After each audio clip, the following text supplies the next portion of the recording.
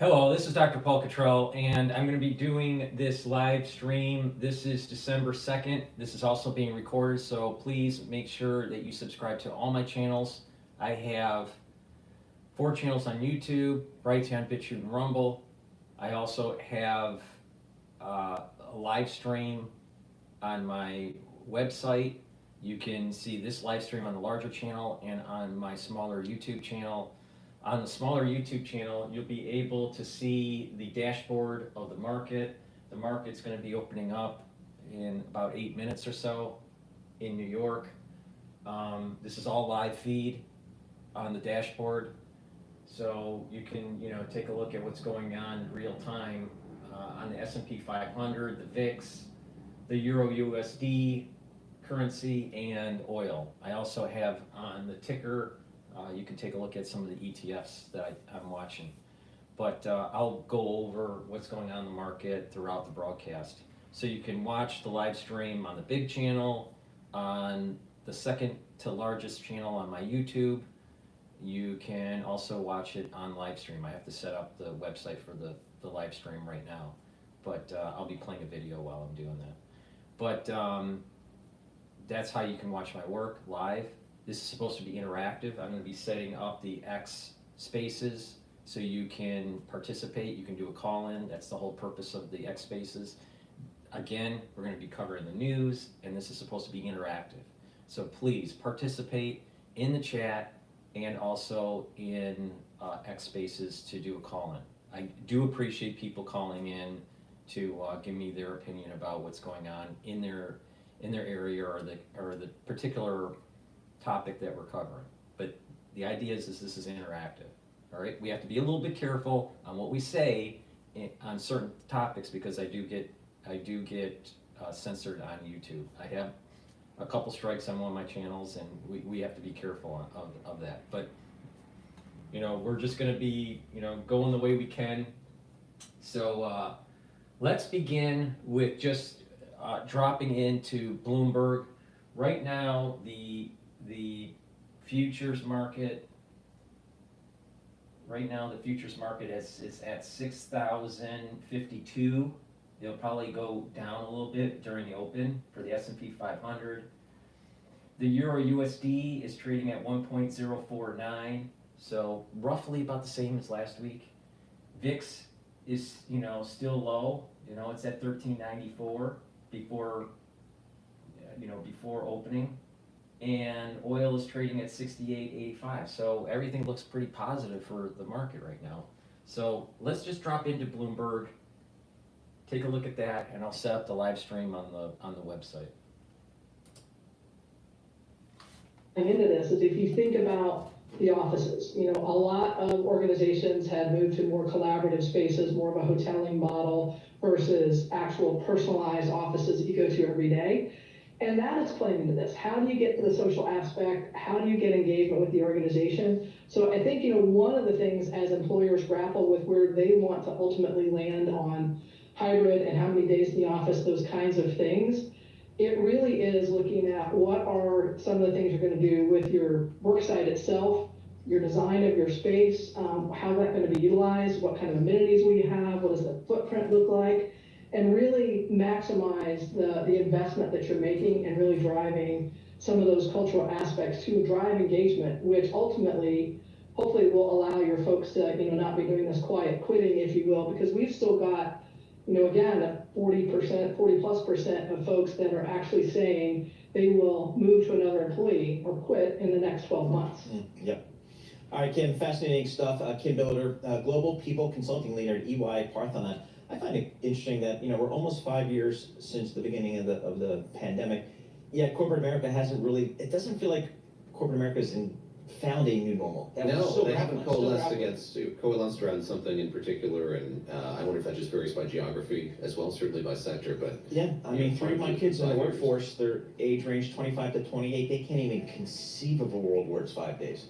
They can't even conceive of it because they kind of came into the workforce just as this thing was kicking off, and so it's just interesting. It's a different mindset for a lot of folks. So again, one of the things still trying to figure out here. We'll have more coming up. This is Bloomberg. Good morning.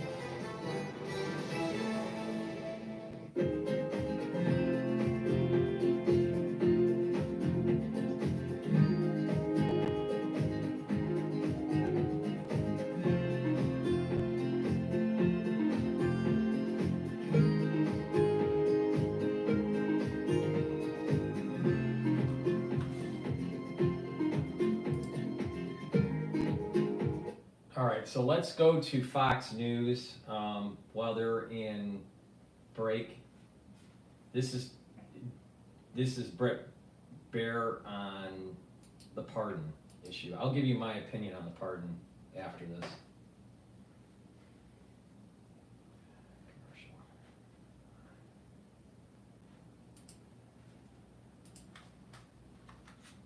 Us now on the phone.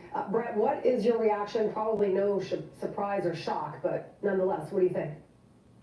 Yeah, guys, I think this is not a surprise, but maybe the timing of it, you know, coming today on Thanksgiving weekend Sunday, and how it's written up in this release by the White House. Obviously, you guys have already talked about how the White House has, for more than a year, said that he was not going to do this, ever do this. You saw the David Muir interview with ABC where he said he was never going to pardon his son Hunter, no matter what. We've seen different iterations from Karine Jean-Pierre from the White House press briefing room the same way. I think internally a lot of people thought that by the end of this term he was probably going to do it anyway.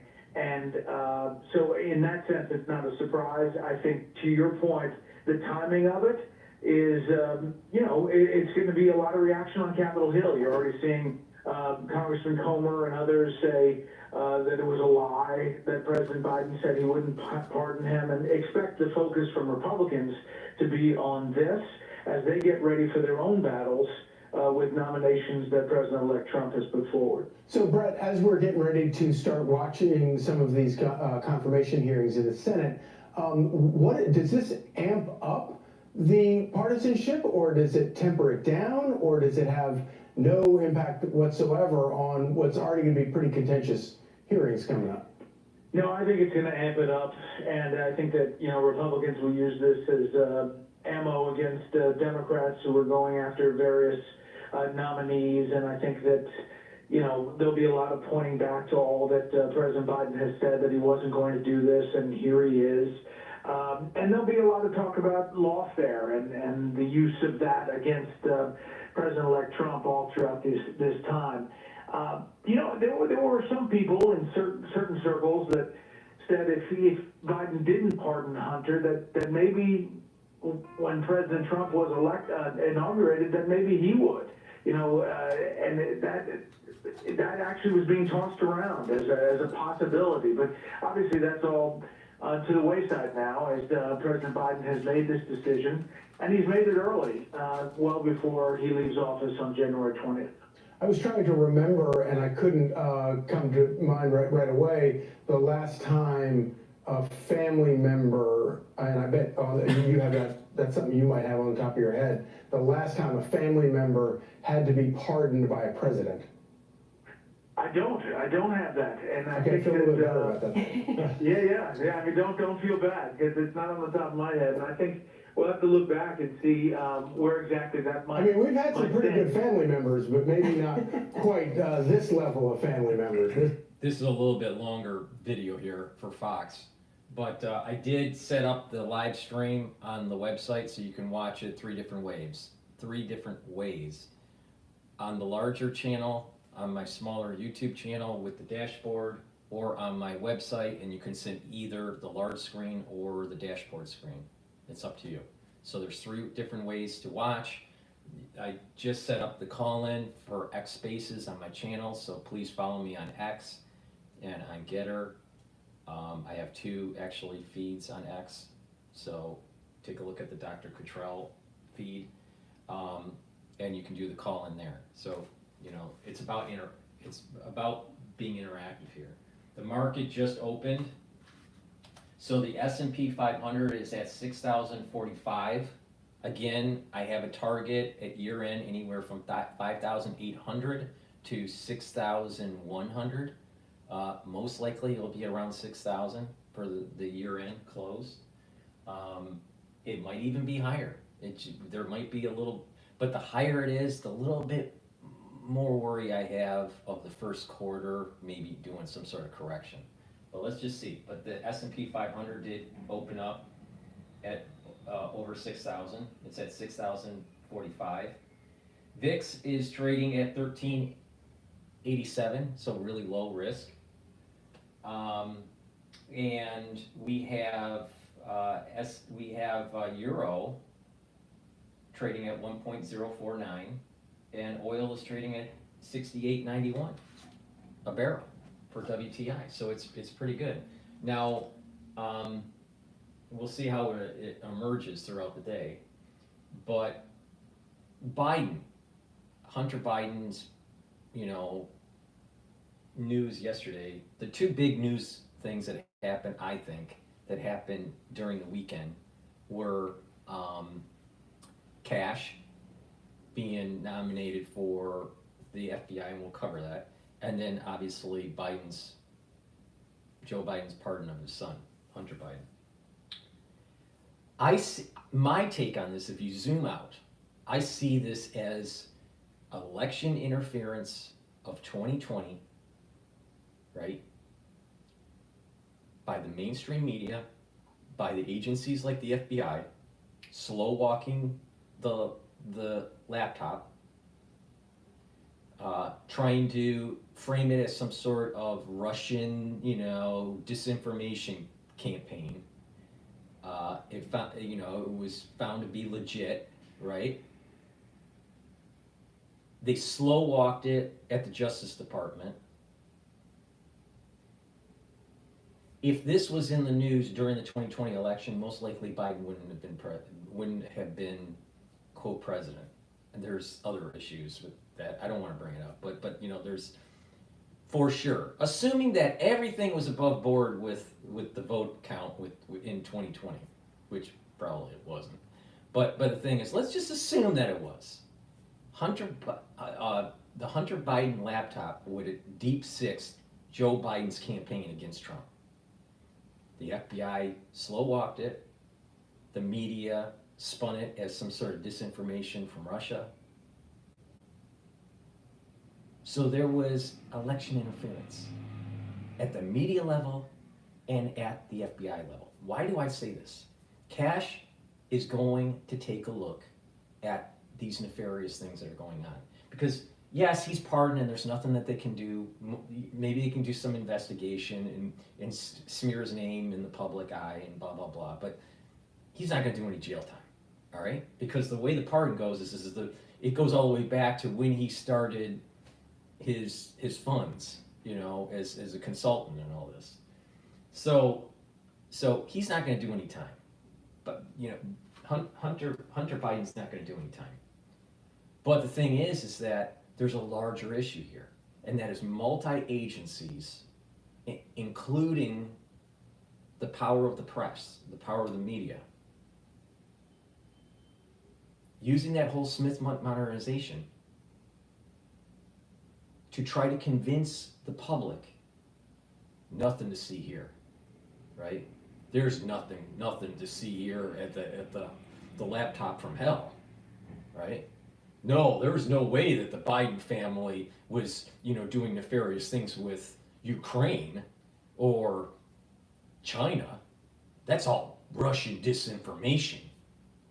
So by investigating, not necessarily so much the Hunter laptop and the nefarious things that Hunter Biden and the Biden family were doing, but what the coordination was going on at the FBI level and the media level to try to create this thought in the public eye that this was just disinformation. The media was complicit. The point I'm making here is the media is complicit of interfering with the election in 2020. And it goes even better. They were complicit in trying to affect the election in 2024 by doing these fake polls, propping Harris up, saying that she was, more popular and everything than she was. The evidence on the ground was on the contrary. People weren't going to her rallies. Trump was going to the rallies. The nefarious things that were going on with the attempted assassinations, at least 2 that we know of, maybe 3. So there's something big going on here. It's not just the pardon. Step away from just the pardon. Look at the nefarious activity by the FBI, by the media, to affect the elections in 2020 and 2024. That's, I think, the bigger point. We're never going to have him see. We're never going to see justice on Hunter Biden. There's for sure that the family's on the take.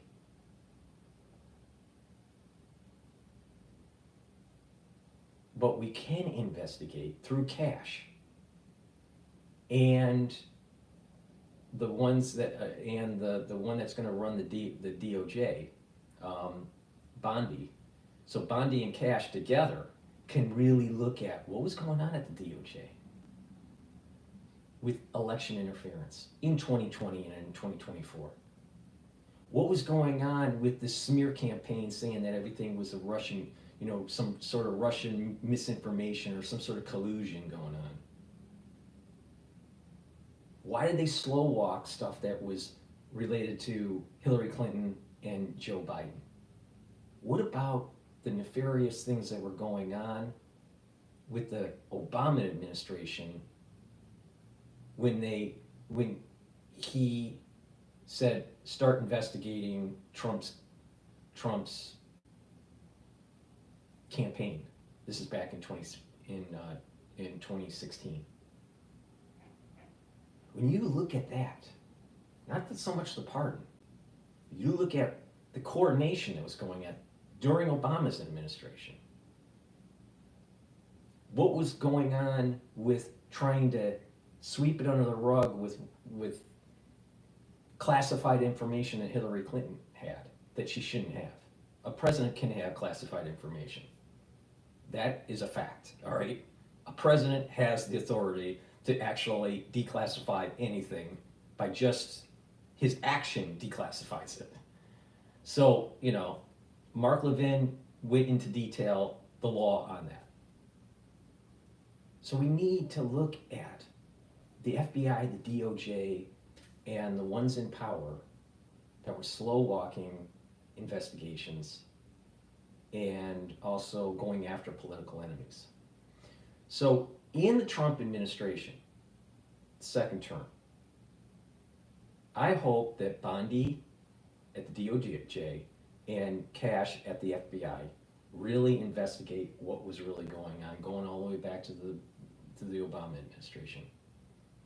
I don't know if it was the first term of the Obama administration, but it sure as hell was the second term. And there were nefarious things going on, and they were trying to hide. And this is the reason why power players at the Democratic Party are worried. They're worried because they know they broke the law. And the people that, kind of towed the line because they thought they would win, people at the agencies, some people that were running, congressional committees, they thought that they would be able to be protected by the system as long as the Democrats won. No, they broke the law. They need to be investigated. They tried to overthrow multiple times the election process. And they did it different ways. But they sure as hell tried to, say that the Hunter laptop was fake in the mainstream media. Meanwhile, it was real. The FBI slow-walked it. The DOJ slow-walked the investigation. They sped through, anything dealing with any connection to Trump with any of his advisors. They'll fast-walk that. But they'll slow-walk someone that was on the take. Hunter Biden was on the take. He sold his country down the river for millions of dollars. And now he gets away scot-free. I think that's wrong. But the thing is that we need to look at the system that allowed this to happen. And I think that many of the people that Trump is putting into powerful agency positions or department positions we'll get to the bottom of this. We're gonna find out that our country killed our president, JFK. We're gonna find that out definitively. We're gonna find out that there were nefarious actors within our government that most likely orchestrated the assassination attempts on Trump. We're gonna find out the nefarious activities of the FBI and the DOJ going after political opponents while they're doing their election. And if the media does, why is the media talking heads and the ones that are at these departments like the FBI and the DOJ, why are they all worried? If they didn't break the law, they don't have to worry. Because they did break the law. And they know it. Now the question is do we have the political willpower to show a light on it, show the American public what our government did to its people and to its president and candidates and advisors, and fix it? So I'd rather fix the problem so it never happens again, so the deep state doesn't take control of our government, and have him go and have Hunter Biden go scot-free. I'd rather have a working government. But if we never go and investigate the ones that perpetrated these actions in 2016, in 2020, and in 2024, we don't have a government. And I'm hoping that Bondi and Kash will do just that, and others that are in Trump's cabinet. But we have the opportunity to get this done. Why are they slow walking the Epstein list? Well, we know why. Because there are powerful people that are on that list, right? But this is the sort of thing that we need to find out. A lot of nefarious things have been going on in the last 15, 20 years. We need to know. He'll have his millions. Hunter Biden just collected millions of dollars for, selling his country down the river. Dishonorable discharge because he's a crackhead. Tried to serve his country, but didn't serve it honorably. Meanwhile, we have honorable serving veterans that have lost limbs, have brain injuries because of concussions, are homeless. Why? We can't support our veterans that have honorable service to country and they're homeless, but yet Hunter Biden, the crackhead, dishonorable service to country, sold his country down the river to the CCP and the Ukrainians. I think that's a problem. I think that's a big problem. And it needs to be investigated. We need to treat our vets right. Not reward dishonorable service to country. It's crazy what is going on with this guy. But it's bigger than Biden.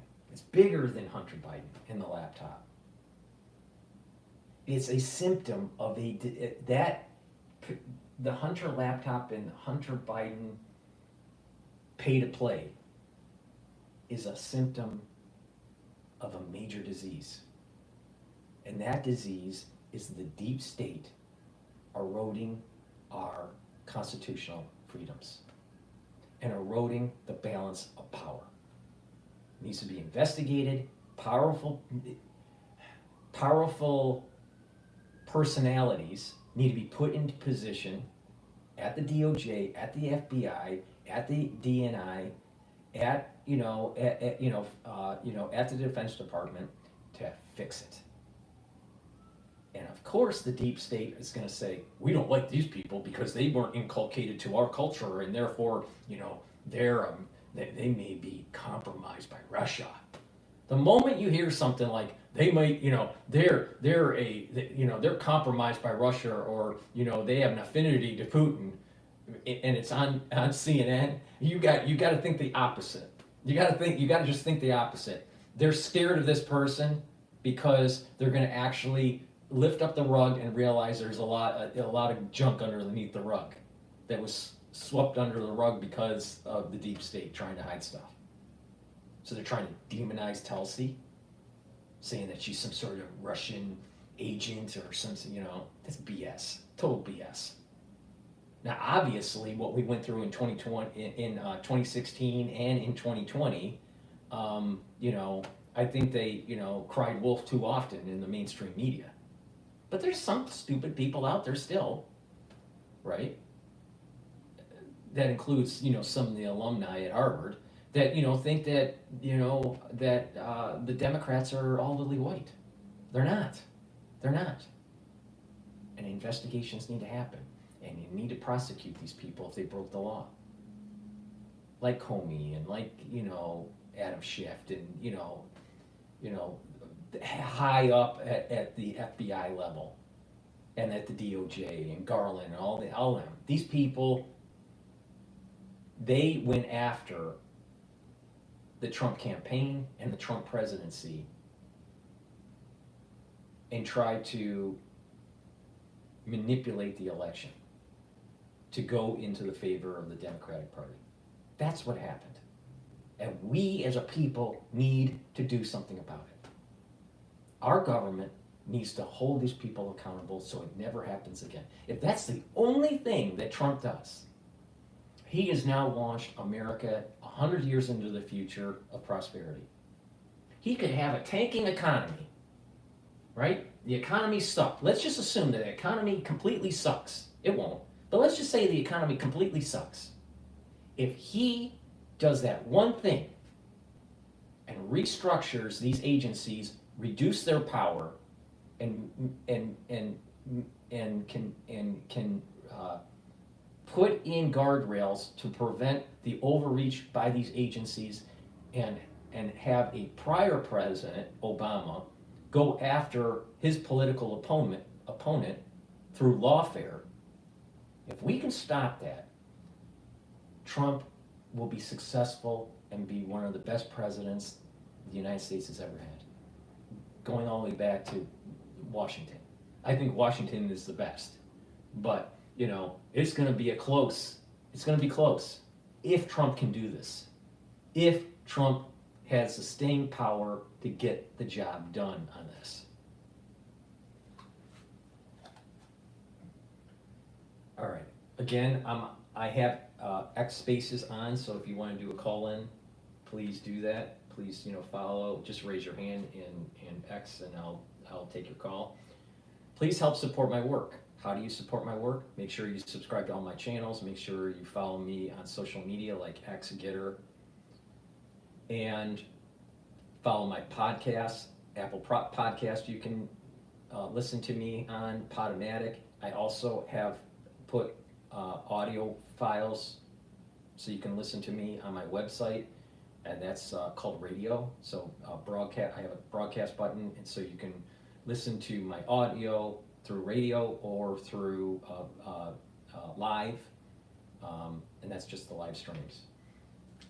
And help support my work by sharing the links and purchasing the products. If you listen to what I have to say in terms of how to help with your body, how to improve your health, how to slow down inflammation, soak up those free radicals and all that stuff, you can slow down your aging process. You can improve your longevity, improve your immune system and your other systems, like your cardiovascular system and whatnot. So just help by supporting the channel by going to the store, the-studio-reykjavik.com. The link is in the description of all my videos. It's really easy. And get the great products that I offer. I have boxes, anti-aging boxes. I have longevity boxes that are curated to be able to fine tune at a certain price point how to improve your health, or you can buy individual products on my store. It's up to you. Some of those individual products that I have are magnesium and zinc. This is important to take every day. It's a high quality magnesium and zinc supplement. It'll boost up your immune system. Take it every day. If you're in the cold season, you're not feeling too well, take a double dose. Take one in the morning, take one in the evening. But on a regular, day where you're feeling okay, just take one dose. I usually take it in the morning, but it's up to you when you want to take it, and boost up your immune system. So please take the magnesium and zinc supplement. Next, it's really important to soak up free radicals. Really important. All right, it slows down the aging process. It boosts up your energy levels. I have 3 different versions of C60. I have extra virgin olive oil, I have MCT coconut oil, and avocado oil. All right, C60 is a carbon molecule, 60 carbon molecules, looks like a soccer ball, and it will soak up free radicals. Right, soak up those reactive oxygen species. When you do that, you're reducing the stress on the cell when you soak up those free radicals. And you're also improving the mitochondrial health of the cell. That means your ATP is going to go up. When you have more ATP, that means you have more neurotransmitters. That means that you have healthier neurons. That means you have healthier tissues. You have healthier glands. You have a healthier endocrine system. You have you have a healthier musculature system. So skeletal muscular system. So by soaking up these free radicals, it's improving your cell's health by reducing that free radical stress on the cell, all right, and boosting up your energy. When you're boosting up that energy, you're going to have a better immune system. So please go to my store, the-studio-reykjavik.com. Take a teaspoon of C60 a day. Take a teaspoon of C60 a day, all right, and that will soak up those free radicals. You can get it in MCT coconut oil, extra virgin olive oil, and avocado oil. You can get it in a 2 ounce, a 4 ounce, or an 8 ounce configuration. The higher the ounce configuration, the cheaper it is per ounce. So it behooves you to buy the higher ounce configuration. So please go to my store and get the C60. This is a very, very powerful antioxidant that you can take every day, and it's synergistic with some of the other things that I have. And lastly, before we go and continue on with Hunter Biden, who sold his country down the river for millions of dollars and was a disgrace as a service member to his country. Before we go to that video, please go to my store, the-studio-reykjavik.com, and get the multivitamin. You need multivitamins as cofactors for enzymatic activity. This is a high quality vitamin. It's easy to digest. You should be taking a multivitamin every day, especially when you get older. And have this as a daily routine, and you have other things that you're stacking it with. Very important to take a multivitamin. If you don't do anything else, take a multivitamin. It's a good start. All right? Please go to my store, the-studio-reykjavik.com. Get the multivitamin they offer. It's an easy to digest multivitamin. It has a lot of different vitamins in it. I don't have time to go through all of them. You can go to the store and take a look at the vitamin profile. But taking this multivitamin will be easier to digest for you. So that's how you can support the work. Follow the protocol.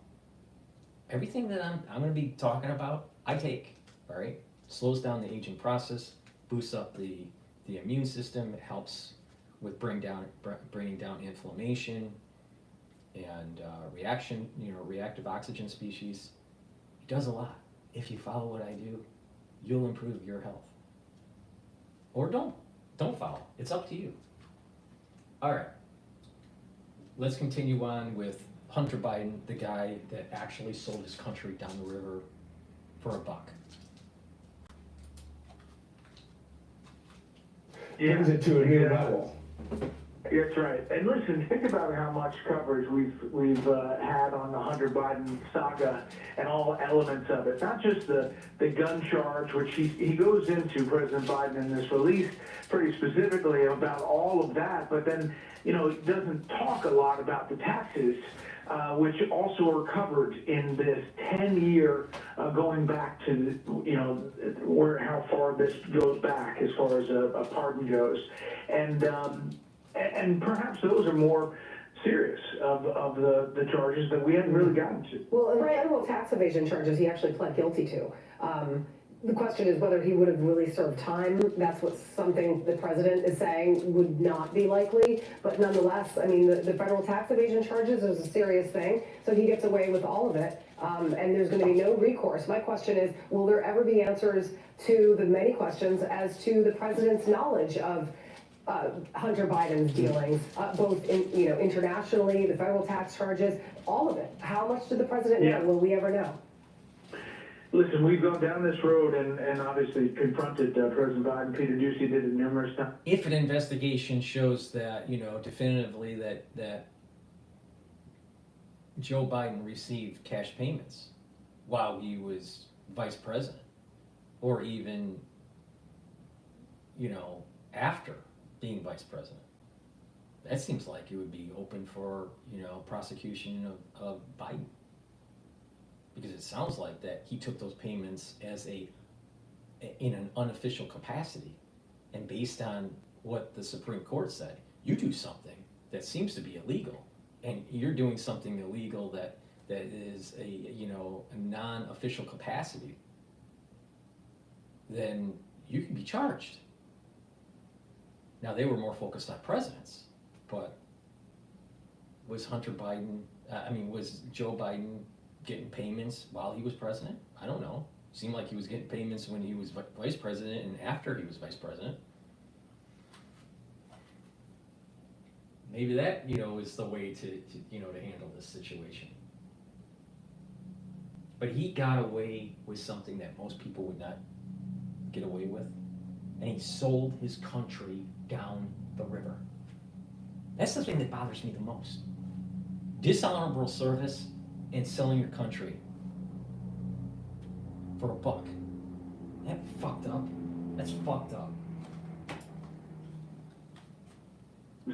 About whether he was on the speakerphone, whether he knew about the businesses, and there was always this denial, but much of what we saw that came out from that laptop, which obviously was confirmed to be accurate, it suggested much more knowledge than he ever let on. I don't think that Republicans are going to spend a lot of time in committees after the inauguration going backwards to Biden. I could be wrong, but I think that they've got a lot of big things to do on the Trump agenda. Right, Lisa Booth here. I was going to ask a question a little bit further about that with the pardon being outside of the scope of just the tax charges and the gun charges specifically. Does this insulate Joe Biden from potentially some of those roads leading to him? I mean, we know that IRS agents, whistleblowers have stepped forward saying that they were previously thwarted from following those roads that could potentially get to Joe Biden. So does this sort of broad pardon insulate and protect Joe Biden? Maybe. That's a great point. And, I think we'll have to look at that. I agree, it's pretty sweeping. If you look at the entire pardon itself and how it's written. This is a unique thing in that it is the son of a president, but it is something that Republicans have been looking at for many months.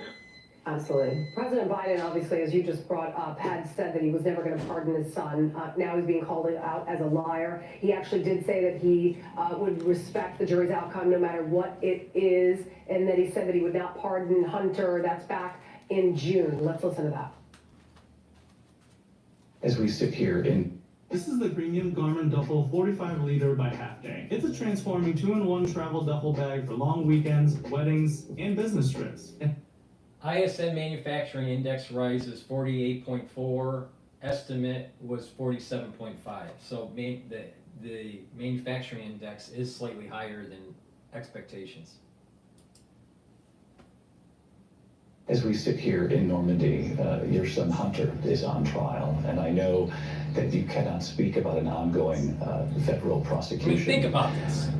Think about what I said like maybe 3 minutes ago about honor to country, about not selling, not selling your country down the river for a buck, making sure that when you're in service that you serve honorably. He's on the beaches of Normandy, where thousands of Americans died during D-Day, in World War II, to push back the Nazis. All right, and he's desecrating on the beach, lying to the fourth branch of government, the press. Meanwhile, his son served his country dishonorably and sold his country down the river. And then Daddy Warbucks gets a little bit of money on the side, 10% for the big guy. Those people that died at Normandy, they didn't die for this fucking bullshit. This is the problem that I have with these people that are in power. They shit all over the country. They don't care about you and I. They don't, as long as they can get their 10 million, 30 million, 100 million, their golden parachute, they don't care. They don't care. And so now we have a country that is falling apart. Disgusting. Ask you, will you accept the jury's outcome, their verdict, no matter what it is? Yes. Pure And have you ruled out a pardon for your son? Yes.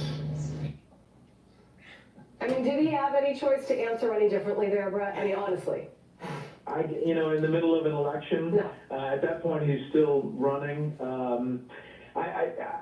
I think probably that's how he was going to answer it. Oh, so if you're running for president, you can say whatever you want, so you can get votes.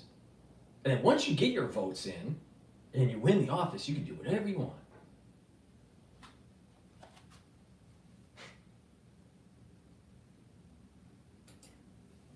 It's wrong. Down the road, the White House briefing, the press corps had really asked Karine Jean-Pierre numerous ways, numerous times, including our own correspondents in the room, whether that was going to change 6 months down the road. And it was pretty definitive. It was really cut and dry. It was not going to happen, was never going to happen, is never going to happen. And I think, listen, I think people who looked at this politically thought it was going to happen, period, the end. Whether it was going to be President Biden in the final days, this is a little bit earlier than people expect. I think he believed that a re-election would happen, and that's what he was banking on. And I believe that is the reason why he had to stick to that answer, because he actually didn't think that there was any chance that he would be booted out of office by former President Trump. There's a big move in the dollar right now. Dollar strengthening against the euro. I don't know exactly why yet. Maybe we'll cycle into Bloomberg. Maybe we'll get a little better understanding. But let's continue on with the family that sold the country down the river. Harris would in fact take his seat. I mean, things were very different if you think about it in June. Because remember the month of July and what went down in July. That's when, Biden was out, Kamala Harris was in, she started campaigning. He would have never seen what was to come. Well, and to that point, Julie, Brett, if you're Joe Biden, what do you have to lose at this point, right? Your party kicks you out, he drops out via X, he's not running for re-election, he's out, his reputation's tarnished, so is his administration. So at this point, Brett, what does he have to lose? No, and there's not a lot of political downside for this move for Democrats. Again, I think on Capitol Hill, people expected this. And so it's kind of baked in the cake as far as the politics. We'll hear about the sound and fury for a couple of days, I think, in reaction. And it may, in fact... He should have never had the pardon because he didn't serve his country honorably and he sold his country down the river. He did things illegally. He shouldn't have had the pardon. The problem is that his father was in office. And his father was on the take. 10% for the big guy. Yeah, okay? And then an investigation happens, and they say, maybe the brain of Joe Biden is at such a state that he couldn't even be held, for I trial. can't find in the brain in your Apple Music library. What? You can ask me to play a radio station or ask for your music on a different app. So, Hunter Biden got away with a lot of stuff. And he shouldn't have. Because he desecrated honor to country.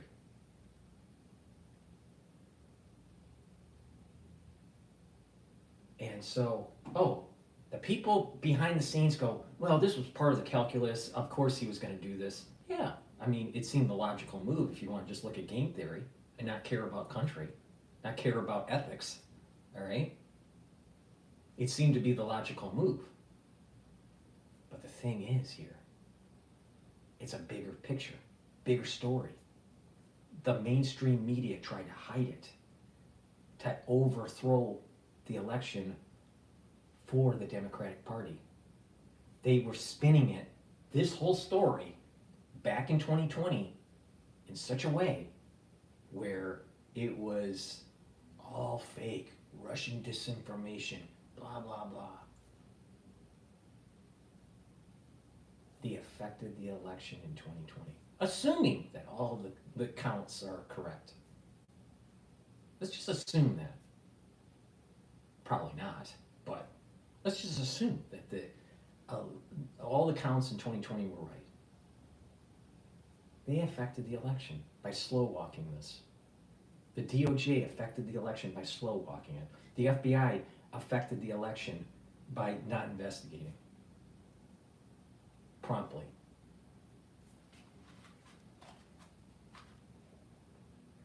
It was election interference.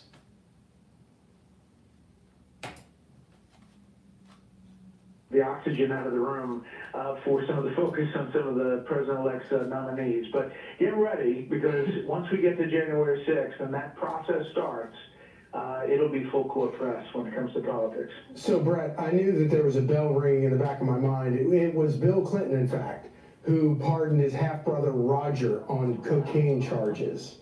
So there you go. I knew it was sometime. Wait. So Fox is making a comparison between Bill Clinton and his brother, or stepbrother, his brother, whatever, and cocaine charges.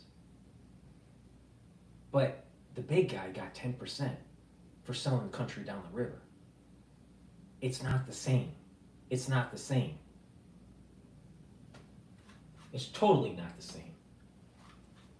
You had the election interference that was going on all the way back in the Barack Obama second term for 2016.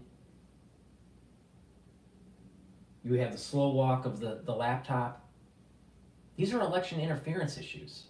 Didn't have election interference issues with Clinton Bill Clinton that we know of. There was election interference obviously with Hillary, right? It's totally different. It's the focus. Media is just going to focus, he got the pardon. What about the election interference? What about the big guy getting money, selling the country down the river? That's the big story. The election interference by the DOJ, the FBI, and the mainstream media. I couldn't remember which one. Did we ever find out who brought cocaine to the White House? Maybe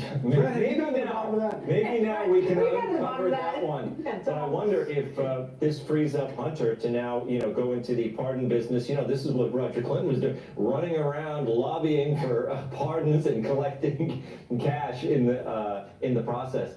But I think, what Brett just said, we're moving on. That's what Shannon said, that the news cycle, it keeps moving on. So this happened on a Sunday. My take is that if I were a Democrat, I would not. The news cycle keeps on moving on. Let's just look at the superficial. The news cycle just keeps on moving on. Just, the superficial. Hunter Biden gets pardoned, by his father. That's just the surface. Let's go a little bit deeper, guys. You should be journalists. the government was doing election interference by a lot of different ways.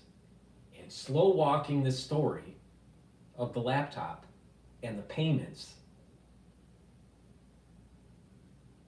if they adequately investigated it and adequately covered it during the 2020 election, Biden most likely would not have won.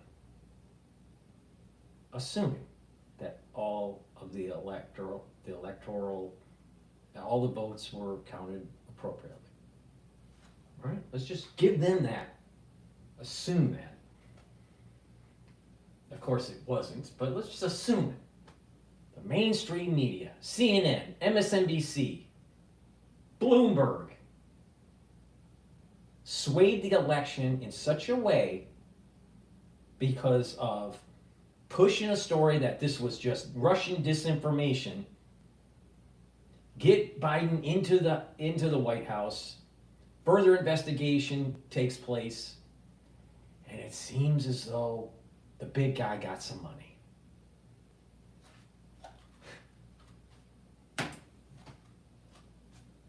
Because they want to be talking about the president's appointments. They don't want to be talking about this kind of thing. So is this another example of Joe Biden not playing ball with the Democrats? During the campaign, he seemed to be kind of going off on his own, and people said, you know what? It's maybe because they took him out. He wasn't happy with Nancy Pelosi. He wasn't happy with Kamala and the other Democrats. So was this Joe Biden going rogue? Do you think he talked to Democrats about this? Or Brett, is this a surprise to people like Nancy Pelosi? No. I think it's I don't think pretty. it's a surprise. It was pretty known that it was going to happen, I think. Not that he had any advance, briefing of the Democrats before this comes out, but I think that there was a sense that President Biden was going to do this. And it'll be interesting to see the TikTok of who he told this was going to happen. Listen, this is a Sunday night, again, at the end of a holiday weekend. And, this comes out ahead of probably a busy news week as we get ready to full court press post-January. Right, what do you think the next White House press secretary briefing is going to look like? I would assume that Karine Jean-Pierre has some explaining to do. Literally. Yeah, The Biden administration with the withdrawal out of Afghanistan, total debacle. This push for a war in Ukraine. Spending billions of dollars that we don't have. The Biden administration has lied to the American public almost every single day of his administration. Almost.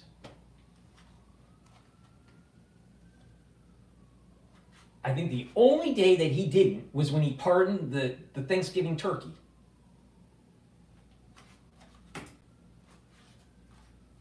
There'll be some tough questions, and there'll be a lot of quoting back to what they've asked her before.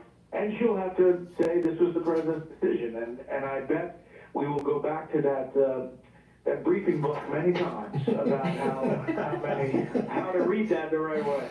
I assume as much. It is kind of interesting though, that, talking about what you're saying, Tom, where it is off script for them. They want to be talking about how outrageous these nominees are, and what does Joe Biden do? But he steps in and he says, oh yeah, not only am I going to change the subject away from how outrageous some of these nominees are, but I agree with Donald Trump that the DOJ has been weaponized. Oh shit. Yeah. And by the way, I've been bombarded, Charlie, since our conversation with all of these experts about President Clinton issuing this pardon for his half-brother, Roger Clinton. There's no comparison between Biden and the pay-to-play stuff. Bitcoin is down for the ETF. Again, on the dashboard, you can see BITO, which is the long ETF, and BITI is the short ETF for Bitcoin. The BITI is going up, so that means that Bitcoin is going down. So, again, I'm just covering that particular movement. I think that Bitcoin is going to be volatile. What is interesting is that the BITI, the shorting of Bitcoin, is correlated to the strengthening of the dollar. All right, the strengthening of the dollar is shown in the Euro USD trade, and you can see now that is trading at 1.046. When we opened the show, it was 1.49. So dollar is strengthening, and as the dollar is strengthening, oil is trading lower at 68.20.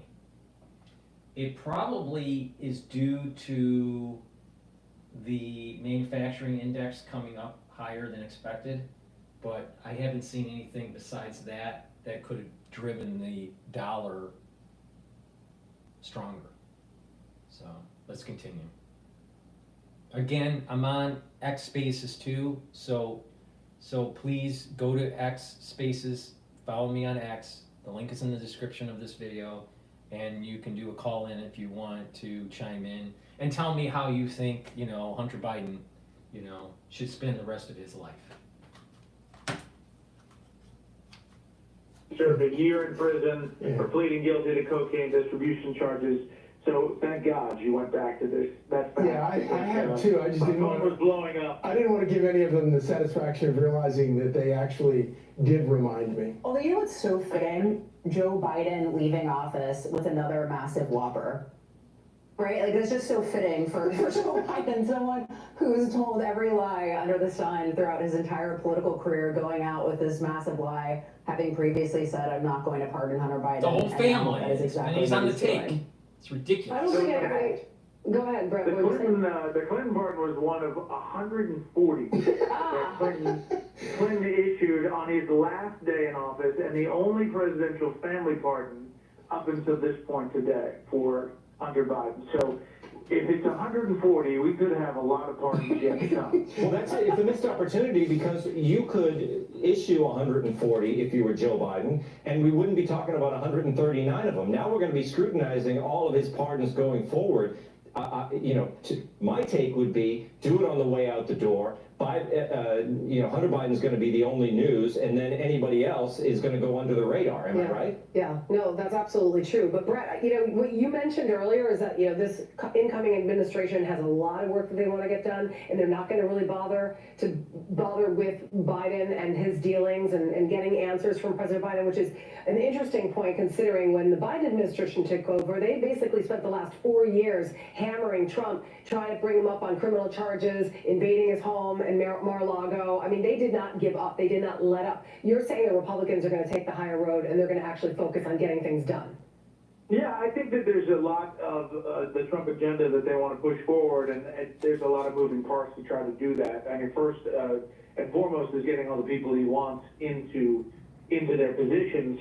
I'm not saying that there's not going to be any retrospective look back, especially when it comes to the FBI and the DOJ in particular, and maybe looking into who knew what when about how all of that went down. But as far as relitigating Hunter Biden and the ties to President Biden, I'm not sure they're going to spend that much time going down that road. Do you think this influences the Senate confirmation hearings whatsoever when it comes to Kash Patel? Just out of curiosity.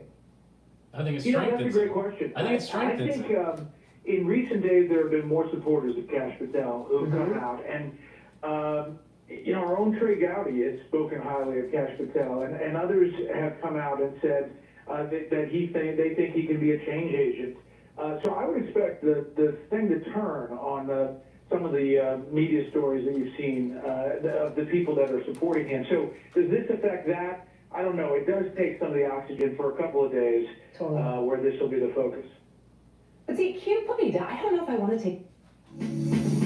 Last chance to save up to 40% off site-wide. Shop the Cyber Week sale at monos.com on until December 5th. But see, can't put me down. I don't know if I want to take the higher road on this because because this all speaks to the weaponization of government, which gets to why Kash Patel was nominated in the first place for the FBI with the Department of Justice, with accusades that Merrick Garland inserted himself in the process to protect Hunter Biden. Right? That is so true. There was election interference by the departments, especially the DOJ and the FBI and the mainstream media, because they were slow walking this story and slow walking the investigation.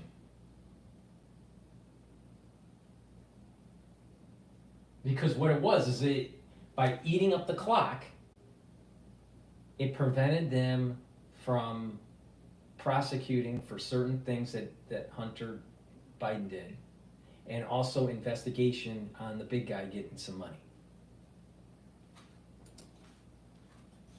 The big guy. Application of the law, which we have seen consistently throughout the Biden administration and all of this, the weaponization directed at Donald Trump, while Hunter Biden continues to, one, get a pardon, to get a sweetheart deal, to, not have, not have the Burisma money being held against him and being part of those tax charges as well. So, I don't know if I want to take the higher road, Charlie. Yeah, I would not be surprised, but I also think that, Donald Trump has, his view of this election is that it's a starting point, and he has big things that he wants to get done. And I think that in as much as he can use all of this as a cudgel to crack open DOJ and the FBI and get things done there, I think he will I think a lot of his supporters in Congress will go after that. So you have, But I think my interpretation of what he's saying here is basically, you get these nominations being drilled by the Senate for Senate confirmation. Kash is up there, and they're going to say, you're going to be, going after Trump's political opponents, as, the FBI director and blah, blah, blah. And, Kash could basically say, look at what the previous directors did. They went after their political opponents, and we need to clean house. We need to fix the system. We need to restructure it so it never happens again. So this plays right into Trump's hand, right? This pardoning of the pardoning of Hunter Biden by his father.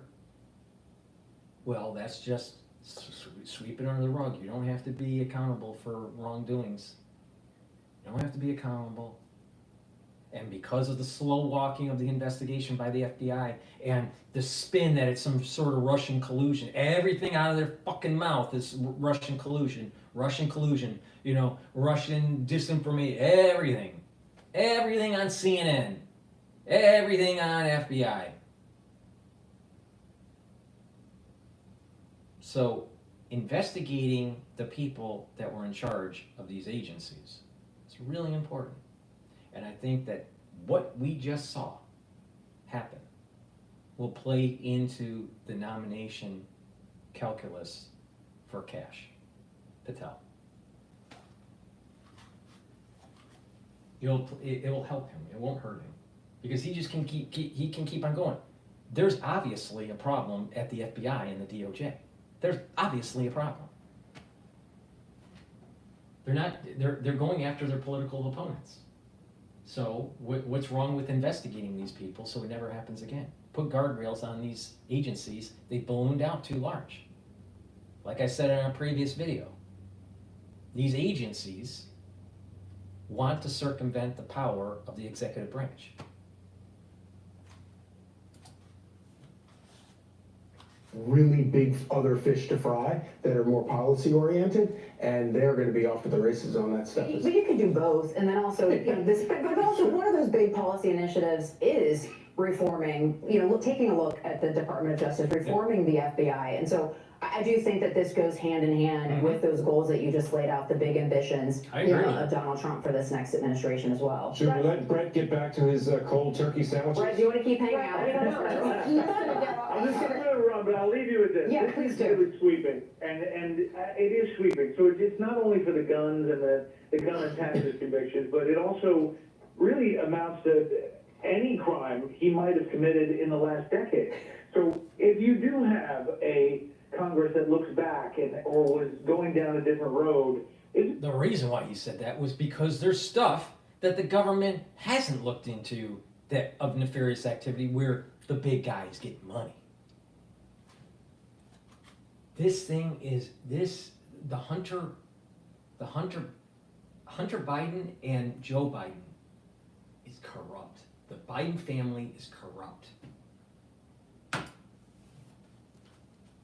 pretty broad and sweeping, and we're going to hear a lot about it from Capitol Hill starting tomorrow. Brett Baer, thank you so much for joining us on a Sunday. Get back to your life, and I know what the lead will be on your show tomorrow. I would imagine you'll be There you talking go. about this just a bit on the special report. All right, so we'll go to Bloomberg soon here, find out about some of the economic news.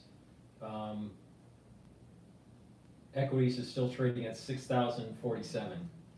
Please go to my store, the-studio-reykjavik.com, and help support my work and your health. A great way to help support my work is get the structural nano silver soaps. Very high quality. I have them in 4 different varieties. I have it in lemongrass, peppermint, charcoal tea tree, and oatmeal spice. So go to my store, get a couple bars for your household. Very high quality soaps made from structural nano silver. In addition, because of the cold season that we're in the United States, and I think that cases are going to increase in December and January, be prepared. Get a couple bags of the structural nano silver drops that I have. I have blueberry in stock, 100 count. There's 100 drops in each bag. Cherry, and also honey and lemon. So get a couple bags for your household. Be prepared. The moment you have that irritation, take a couple of these drops. What will happen is you're neutralizing the irritant and you're maintaining that mucosal barrier and reducing that inflammation. When you do that, you're mitigating further problems, all right? That's really important. Be prepared. The whole key is to be prepared. Get a couple bags for your household, put it in your medicine cabinet, and when you need them, you have them. The whole idea is the moment you have that irritation from work or from school or from your, from family members or whatever, you can neutralize it. Go to my store, the-studio-reykjavik.com, and get a couple bags of the structural nano silver drops.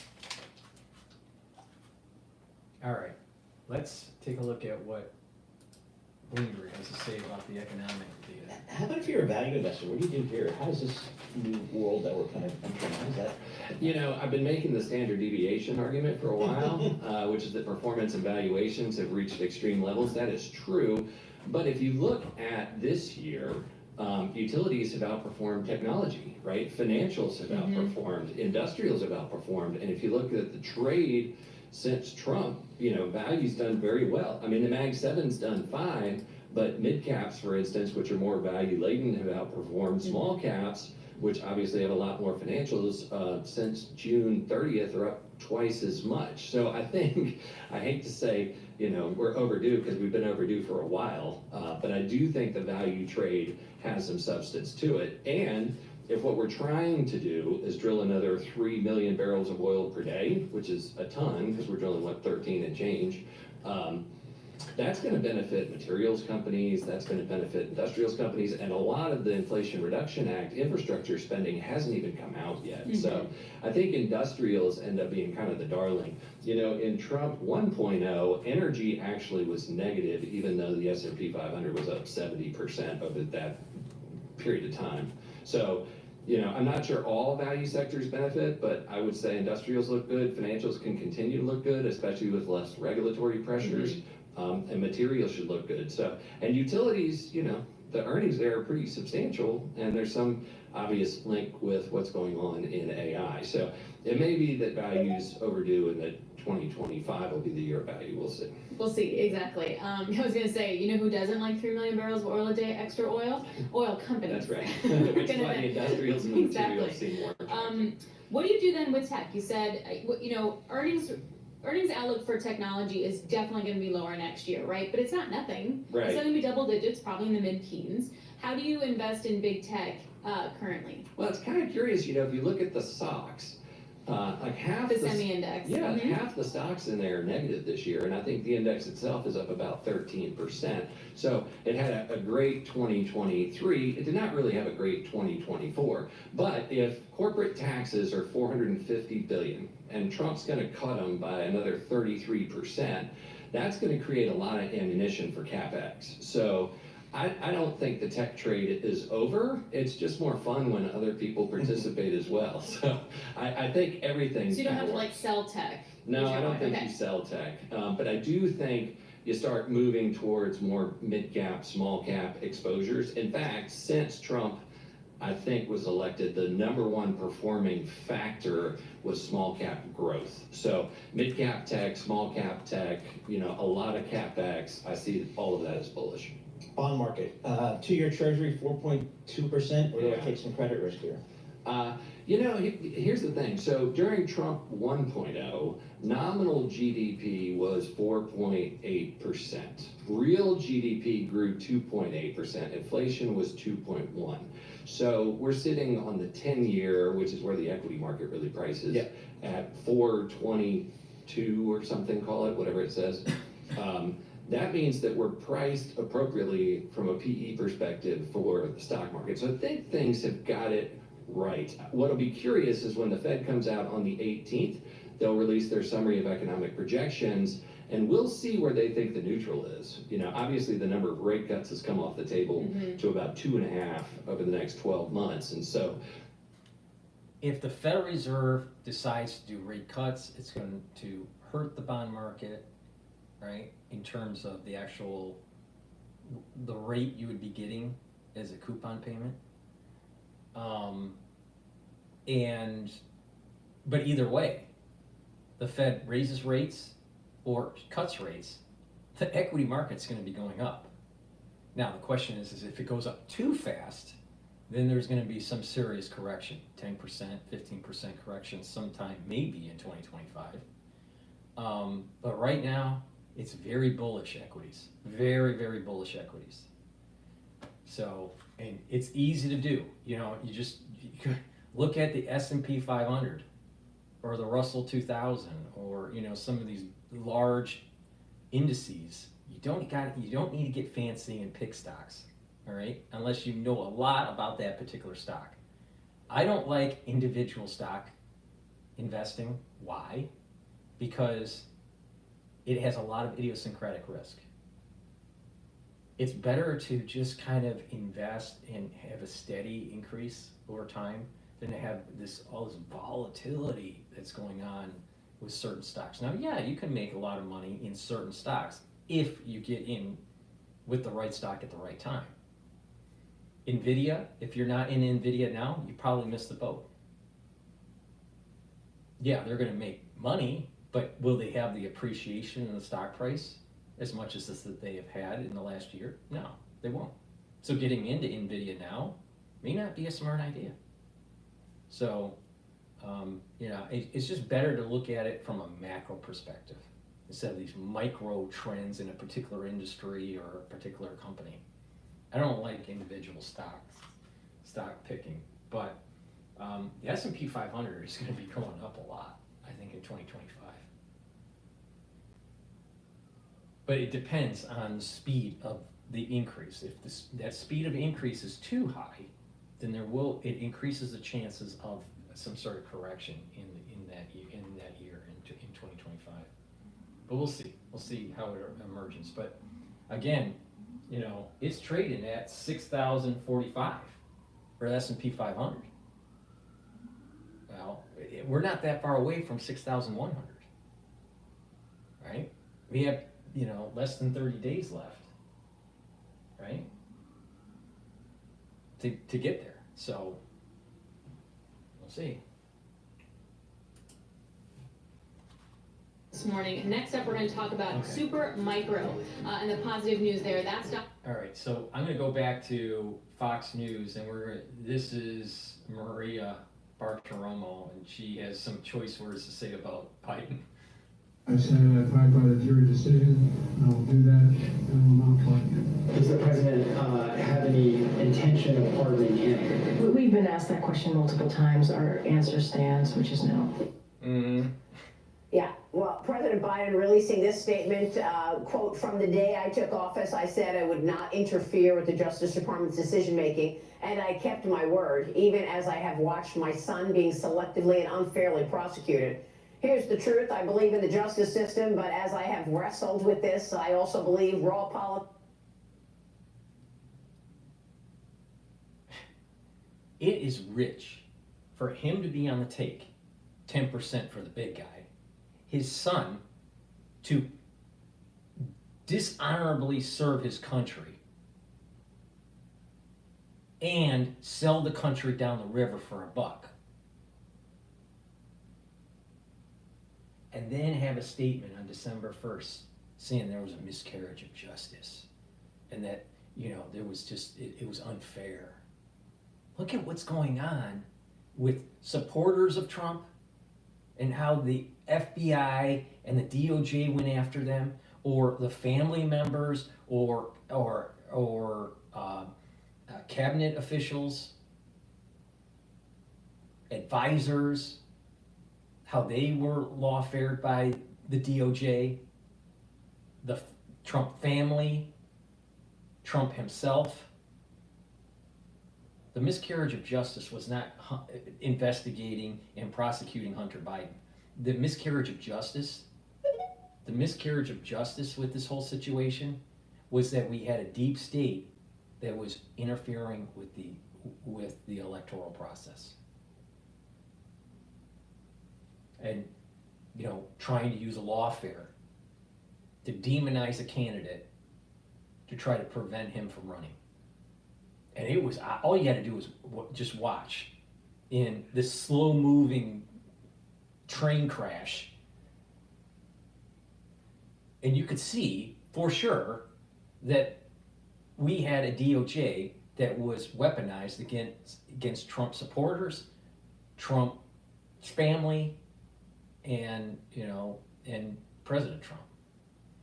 No doubt about it. No doubt about it. But it was Hunter Biden and his father, Joe Biden, want to spin it in such a way where the DOJ was weaponized against them. Yeah, right. Yeah, right. They were the ones that slow walked it so the father could get into the White House. It's freaking, I'll tell you, the Biden family is one of the most corrupt political families out there. And they weren't even that good at it. You would think that they would, make a little bit more money by, being so corrupt. Has infected this process, and it led to a miscarriage of justice. Hunter also releasing a statement saying, "I have admitted and taken responsibility for my mistakes during the darkest days of my addiction. Mistakes that have been exploited to publicly humiliate and shame me and my family for political support. I will never take the clemency I have been given today for granted and will..." Does he say anything about dishonorably serving his country? Does he say anything about how he sold his country down the river for $1? He's only worried about how he was demonized in the media because of the laptop from hell. You know what? The laptop from hell is small potatoes. What's big potatoes is selling your country down the river, not serving your country honorably. That is way more important. Vote the life I have rebuilt to helping those who are still sick and suffering. President-elect Trump reacting on Truth Social, writing this: "Does the pardon given by Joe to Hunter include the January 6th hostages who have now been imprisoned for years, such as an abuse and miscarriage of justice?" Good comment from President Trump there. Liz Peek, your reaction. Well, first of all, I don't think anyone in America is surprised that Joe Biden went back on his word to pardon Hunter Of course Biden. not. Of course not. The whole family, lies and is corrupt. But the thing is that for many years, from 2016 to now, there has been entrapment that's been going on by the FBI and the DOJ against Trump supporters, or demonizing them because they go to some sort of school meeting, city council meeting, saying, "Why are you teaching the children this stuff?" Or having drag queens, having dance parties, in third grade. Why? And then they're demonized by the Justice Department, saying that they're right-wing,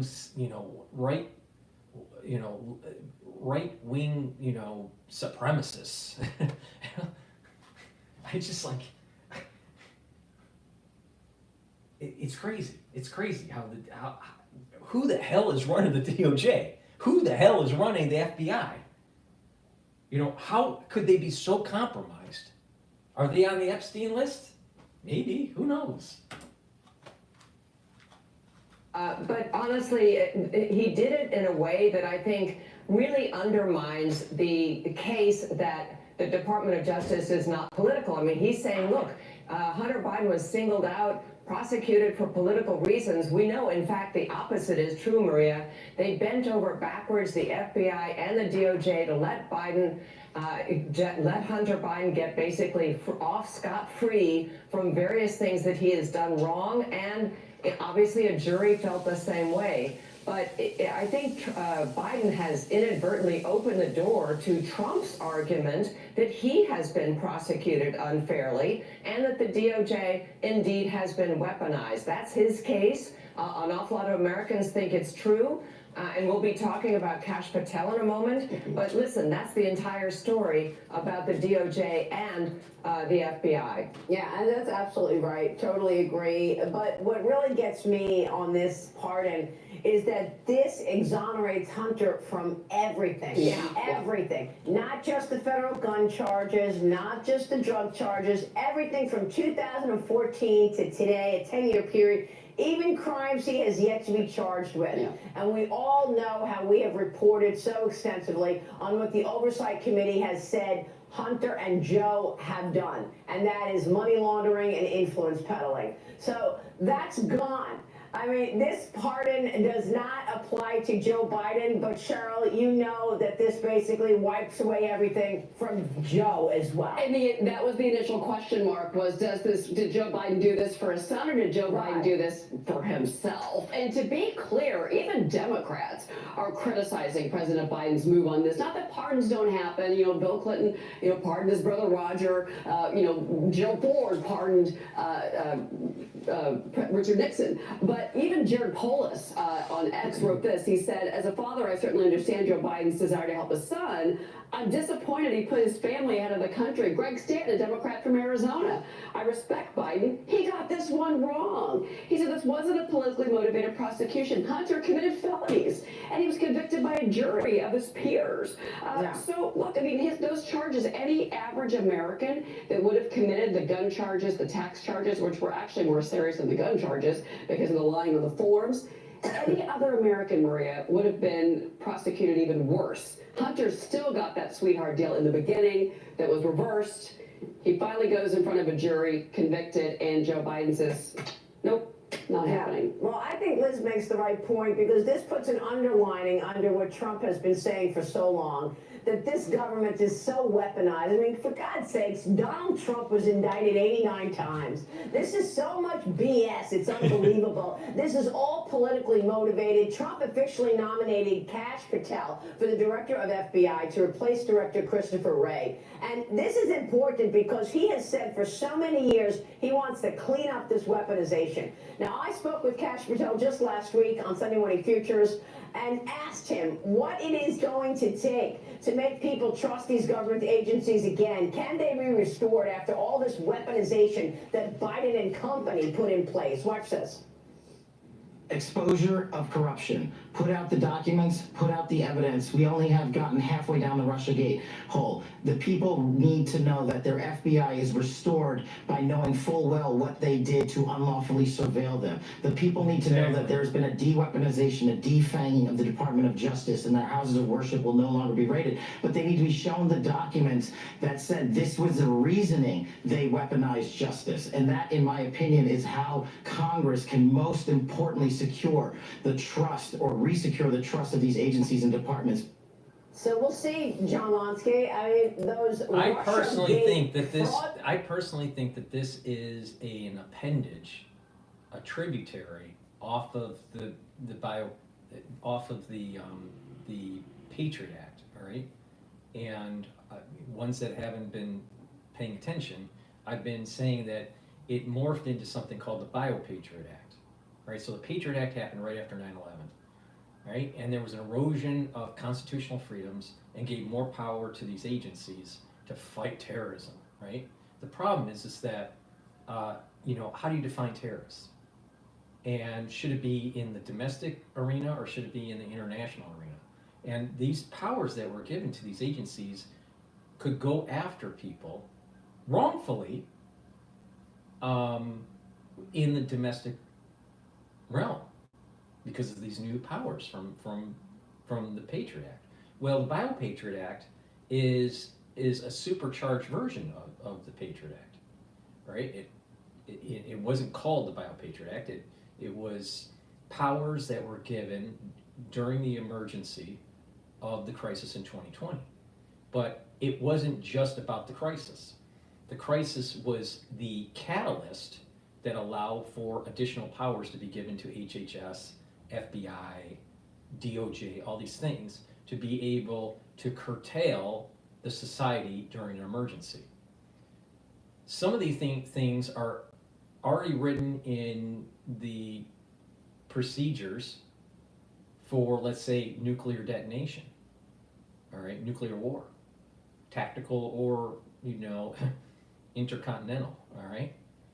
So there's this already baked in the cake, an erosion of constitutional freedoms during emergency powers, all right? Or martial law is another term that people have. Well, these powers, additional powers were given. Now, some of the issues with the Bio-Patriot Act is the government saying what they can do with your body. In terms of, healthcare and all that. The digitizing the dollar, turning it into a digital currency, and the reason for that is to track payments and track citizens, and if you are a citizen that's not obeying, then they'll cut you off. It was beta tested in Canada. When the truckers were protesting, what did Freelander do? She cut the banks. She cut off the banks of the truckers. So, a means of control of the society.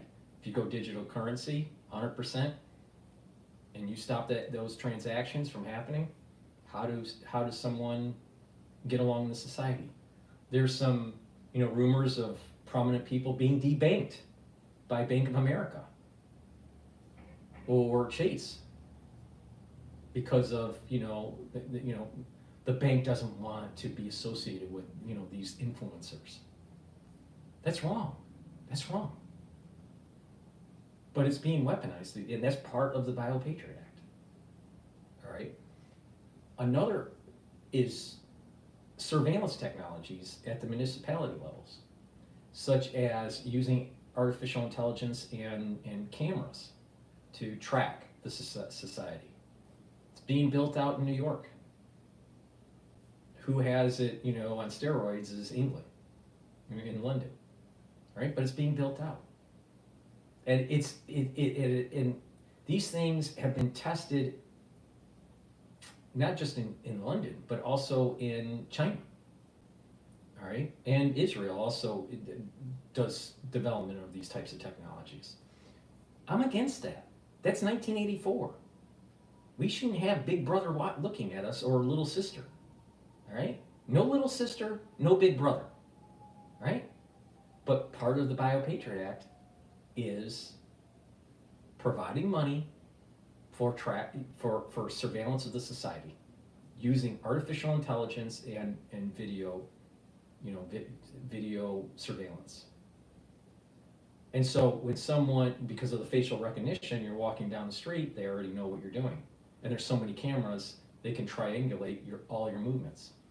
And then how you spend your money, metadata, meta-tagged with the blockchain on digital currency. That's where it's going next. Then the next thing is social scoring. Get the society to start playing around. What's your social score? People are worried about their credit score. Well, now they're going to start worrying about their social score. And if you say certain things, then your social score will go down. And so when you go and try to get a job, if your social score is below a certain level, you can't get a job. Some financial jobs, you can't get employed if you have a low credit score. So, certain positions high up in an organization. So they've already implemented something similar. It doesn't take much more effort to try to implement social scoring. I think it's wrong. There should be laws against it, but this is part of the BioPatriot Act. Again, the whole concept is after the crisis of 2020, during the crisis of 2020 and after, additional powers are given to the agencies to be able to demonize certain people, to go after certain people if they are not behaving appropriately. Now, the definition of behaving appropriately is based on some sort of group of people saying what that appropriate behavior should be, independent of your constitutional freedoms. So what the BioPatriot Act is doing is eroding the constitutional freedoms that is enshrined in that document in the United States, the Constitution, all right? We have civil liberties. Well, BioPatriot Act is trying to erode that. The Patriot Act did erode it, right? But now you have Trump coming in, all right, through the BioPatriot Act, right? Additional powers were given to these agencies. They wanted to circumvent the power of the chief of the executive branch, which is the president, and so the agencies have sort of autonomy or decentralization, and so people are on the take. People, get compromised, and they make deals. So when they leave a certain agency, they have a golden parachute in the private sector. This happens a lot with the Defense Department and with Big Pharma. And so you have this runaway effect with these agencies and these departments where they can go rogue. And so you have a document that's written by an official, let's say by the FBI, that goes, we need to go after, women that care about educating their kids in the public school, and they go to the council, the council meetings, and they stand up and they say they don't want these types of certain things being taught to their kids in these public schools, and they want to investigate because they are right-wingers. They're going against the Department of Education. They're voicing their opinion, while the agency wants to dumb down the kids. The agency wants to capture the kids. The Department of Education wants to mold the kids away from God, country, and family, and more as a product of ownership of the state. Not of the family, not of the parents, but a product of the state. That's what socialism is pushing. That's what a big part of the Democratic Party is pushing. So with this BioPatriot Act, all right, certain elements have been implemented to erode your constitutional freedoms, where we're moving more and more towards this 1984. And the state makes the decision and erodes your constitutional freedoms. And they can do it very easily by just putting you as some sort of domestic terrorist, domestic enemy. That's the problem. So when Kash said, let's take a look at the documents, that's what he's talking about. When Kash said, let's take a look at the documents that launch the investigations, that launch this kind of behavior by these agencies, you'll see in these documents that it's trying to demonize a certain group, and just by saying it, by saying they are a danger, they are a domestic enemy, it gives that agency all the power for investigation, even though there's no proof of it. They just can say it. Same problem with HHS. All they have to do is say, we think, not can't prove it, we think that you're contagious. They can take away a lot of your civil liberties. If you don't believe me, you need to start investigating what exactly the power of the HHS has. That's all they have to do, is just say, not that they have to prove it, all they have to do is say, this area we think is contagious.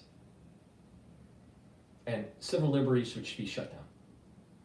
Now, if nothing happened, then people would sue, and then a court would come in and force HHS to stop their activity. But they've already HHS already caused the damage. That's the point. Yeah, you have some sort of recourse in court, only after HHS has caused the damage. Do you have recourse in court with the damage that the FBI and the DOJ does on slapping a group of people as domestic enemies? Yeah, but only after they've caused the damage. This is what I mean by the Bio-Patriot Act. And the reason why it's Bio-Patriot Act is it's taking the Patriot Act and taking the event of 2020 and supercharging it and giving more power to government and agencies. And everything's playing out, like I said. I mentioned this Bio-Patriot Act back in 2020. It's happening. It's happening. Now, Kash wants to understand what's in the documents. What launched these types of investigations, either at political opponents or at certain types of voters or certain types of demographics, like Republican mothers that have children in public school, these kinds of things. And we got to investigate them because maybe they're domestic terrorists, maybe they're domestic enemies. Way too much power at the FBI, way too fucking much power at the DOJ. Needs to be truncated. And this is part of the solution against the Bio-Patriot Act. You have to truncate these agencies and hold these people accountable. That if you're eroding the constitutional freedoms of an individual or a group of people, that agency and the ones that orchestrated that policy at these agencies need to be held accountable.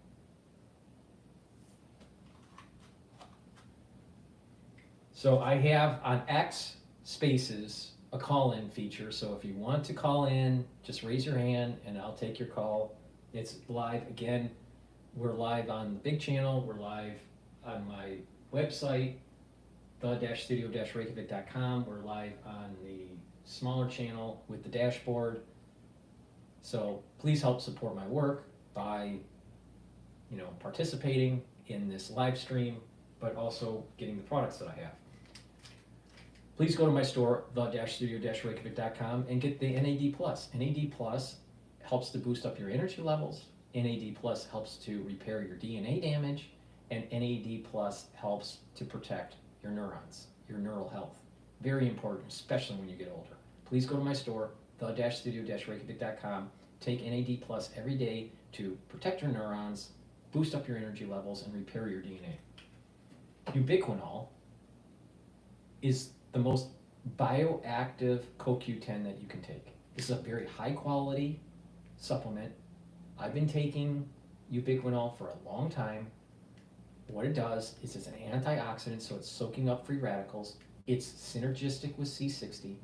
Ubiquinol also helps your mitochondrial health, so your energy, with that, your energy levels are going up, and it helps with neural health. It's synergistic with C60 and NAD+, because of the neural protection, the neural health protection.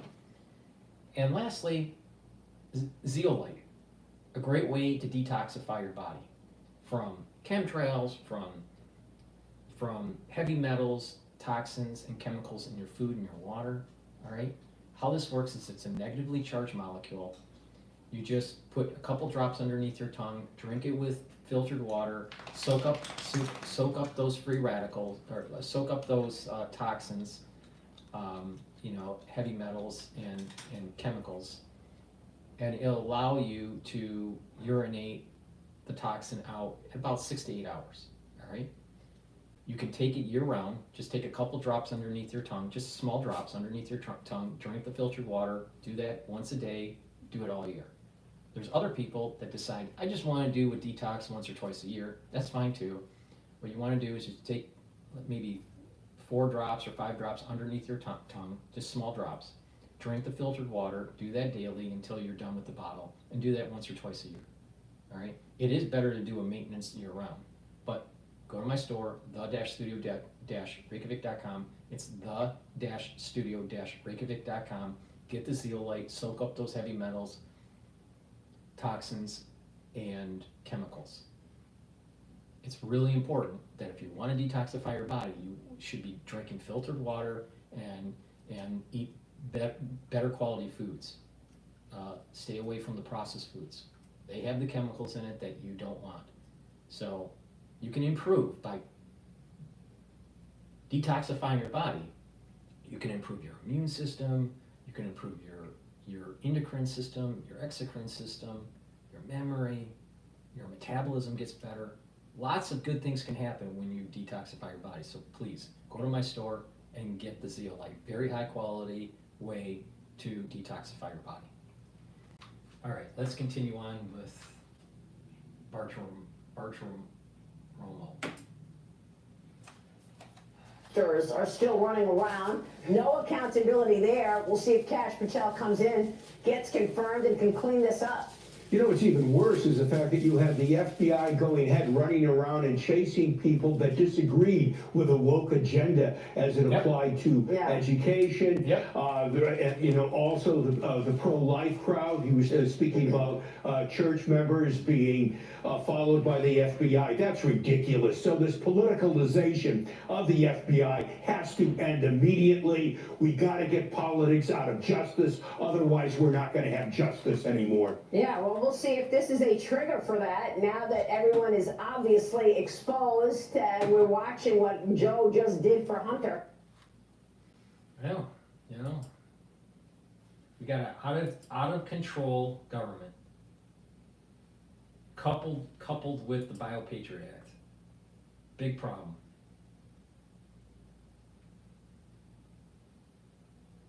All right, this is CNN. So I've been playing the Fox perspective. Let's take a look at the CNN perspective now on this Hunter Biden issue. Again, join X's to do a call-in if you want. Control and domination, that's the goal of all power systems. They can be resisted, and should be.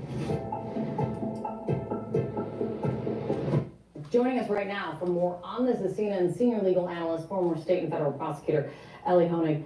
Ellie, another former pardon attorney called this an extraordinarily broad grant.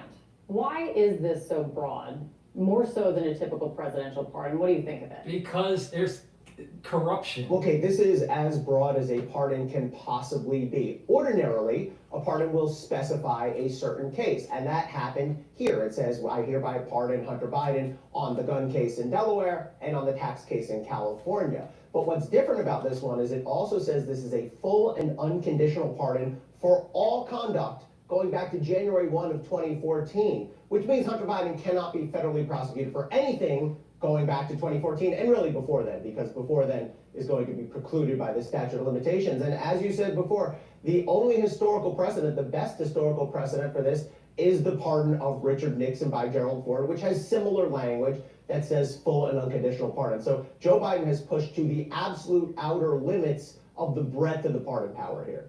And as you've heard, in the political sense, there's been a lot of reaction to this quickly, and there will be more today.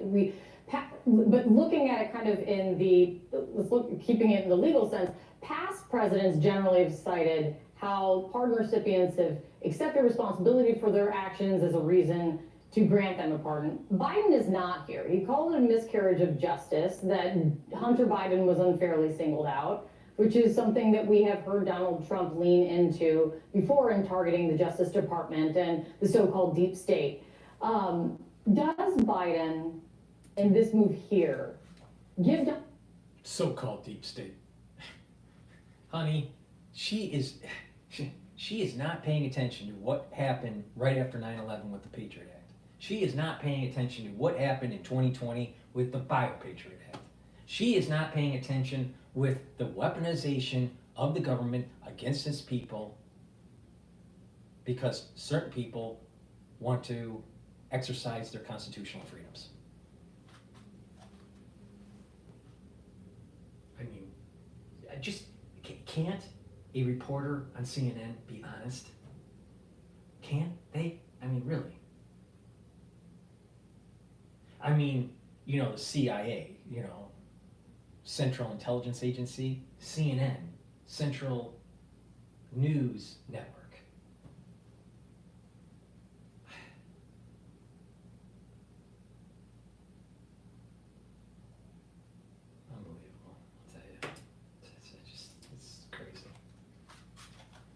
new cover for whatever pardon action he decides to take in the future.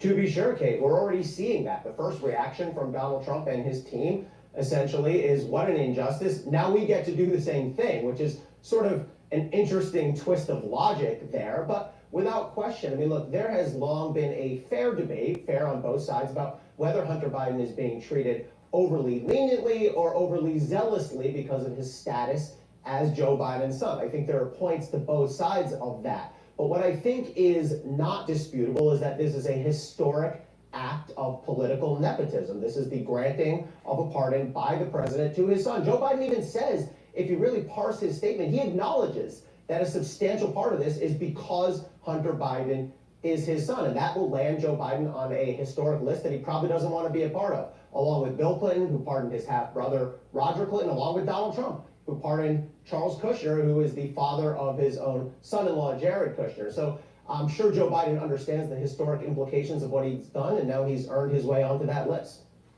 I want to read you something that Democratic Governor of Colorado, Jared Polis, posted about this. He's not okay with the move. He wrote in part, "I'm disappointed that he put his family ahead of the country. This is a bad precedent that could be abused by later presidents and will sadly tarnish his reputation." The Bidens have always chose financial expedience and family over country. Always. Because they are. Pardon, does this damage the justice system? You're a marketing leader. You have a vision, but do you have visibility? With Smartsheet, you do.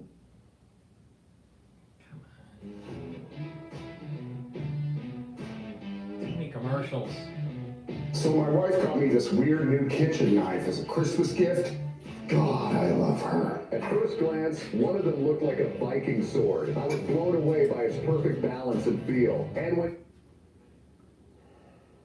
Well, I totally agree with the governor that this pardon will tarnish Joe Biden's legacy. I mean, Joe Biden, let's be clear here, he lied to us for a long time. He said categorically, I will not pardon my son. He said, I will take it off the table, and he couched it in very high-minded terminology. I respect the Justice Department. I respect the jury's verdict. Well, now he's gone back on that. I don't know how many people actually believed him. I certainly didn't. There's tape of me saying there's no way he's going to make good on this. He's absolutely going to pardon Hunter Biden. But as to whether this tarnishes the justice system, I don't think I would go that far. I think this, like I said, will go down on the list of ignominious presidential pardons, but I don't think law students 50 or 100 years from now are going to look back at this as a horrific miscarriage of justice that undermines the foundation of our justice system. There is a reasonable argument that in some respects Hunter Biden was treated. The miscarriage of justice is the demonization of its citizens through the Patriot Act, where the new powers that were given to the agencies go after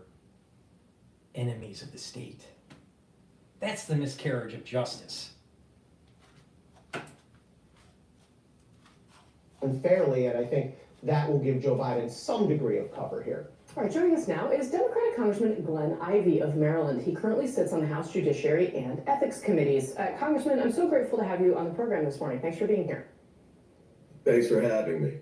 So I do want to start with what we learned overnight with President Joe Biden, who decided to pardon his son Hunter, not just for the crimes that he was convicted of and pled guilty to, but for a sweeping 10-year period of time. Did President Biden make the right decision? Because the sweeping 10 years was pay to play, where they were selling their country down the road. And how can a journalist be not honest about that? Like, come on. Frankly, I think that, there is concern that the president legitimately had that the Trump administration and, all this, the retribution tour stuff with respect to the Department of Justice and how he plans to use it against his enemies. I think there's a legitimate concern about what that could lead to. And I think that's part of why the president put in a 10-year stretch for the the pardon term, because that should protect him against anything really up to statute of limitations, basically, for most offenses. On the other hand, though, I got to say that even though I don't think Hunter Biden would have been prosecuted under most circumstances, a pardon at this point will be used against, I think, Democrats when we're pushing to defend the Department of Justice against politicizing it, which is certainly what President Trump plans to do, or President-elect Trump. And, you know, the Patel nomination, I think many of the other nominations, it looks like he's going to try and use it in a way to go against and inflict retribution on people. And I think this sort of gives him ground to argue that, you know, both sides are doing the same thing. So I know that there was a real strong sentiment and you know, wanting to protect Hunter Biden from unfair prosecution. But this is going to be used against us when we're fighting the misuses that are coming from the Trump administration. Very interesting. Sir, you know, for viewers who don't know, you yourself... Democrat on the ethics committee. And he didn't say anything about really going after the root cause of the weaponization of these agencies. He wants to sweep it under the rug. Now, it's harder to sweep it under the rug when you have Biden doing what he's doing. Lovely, lovely. Ethics committee. It should be called the unethical committee. I've worked at the highest levels of our law enforcement and legal communities and worlds, including in high-profile political scandals, Whitewater, for example. Do you think that Republicans have any ground to stand on in terms of the arguments that they're making about the Department of Justice? Is there validity to the feelings that they may have about how the department conducted itself in the first Trump administration and since?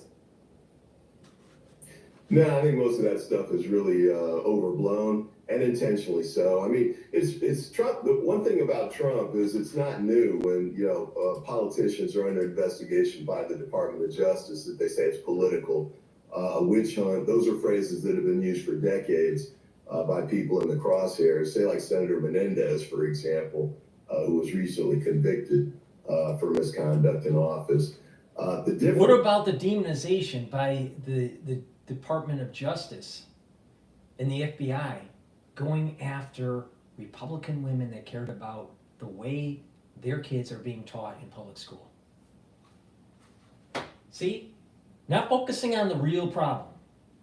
Not focusing on how the administrative state, given the powers during the Patriot Act and the Bio-Patriot Act, where they're circumventing the constitutional freedoms of the citizens of the United States because they are classified within that department as a domestic enemy. That's the problem. They shouldn't have the power to do that. The agencies should not have the power to do that. And by the time it gets investigated, the damage is already done. Oh, we're sorry. We're sorry.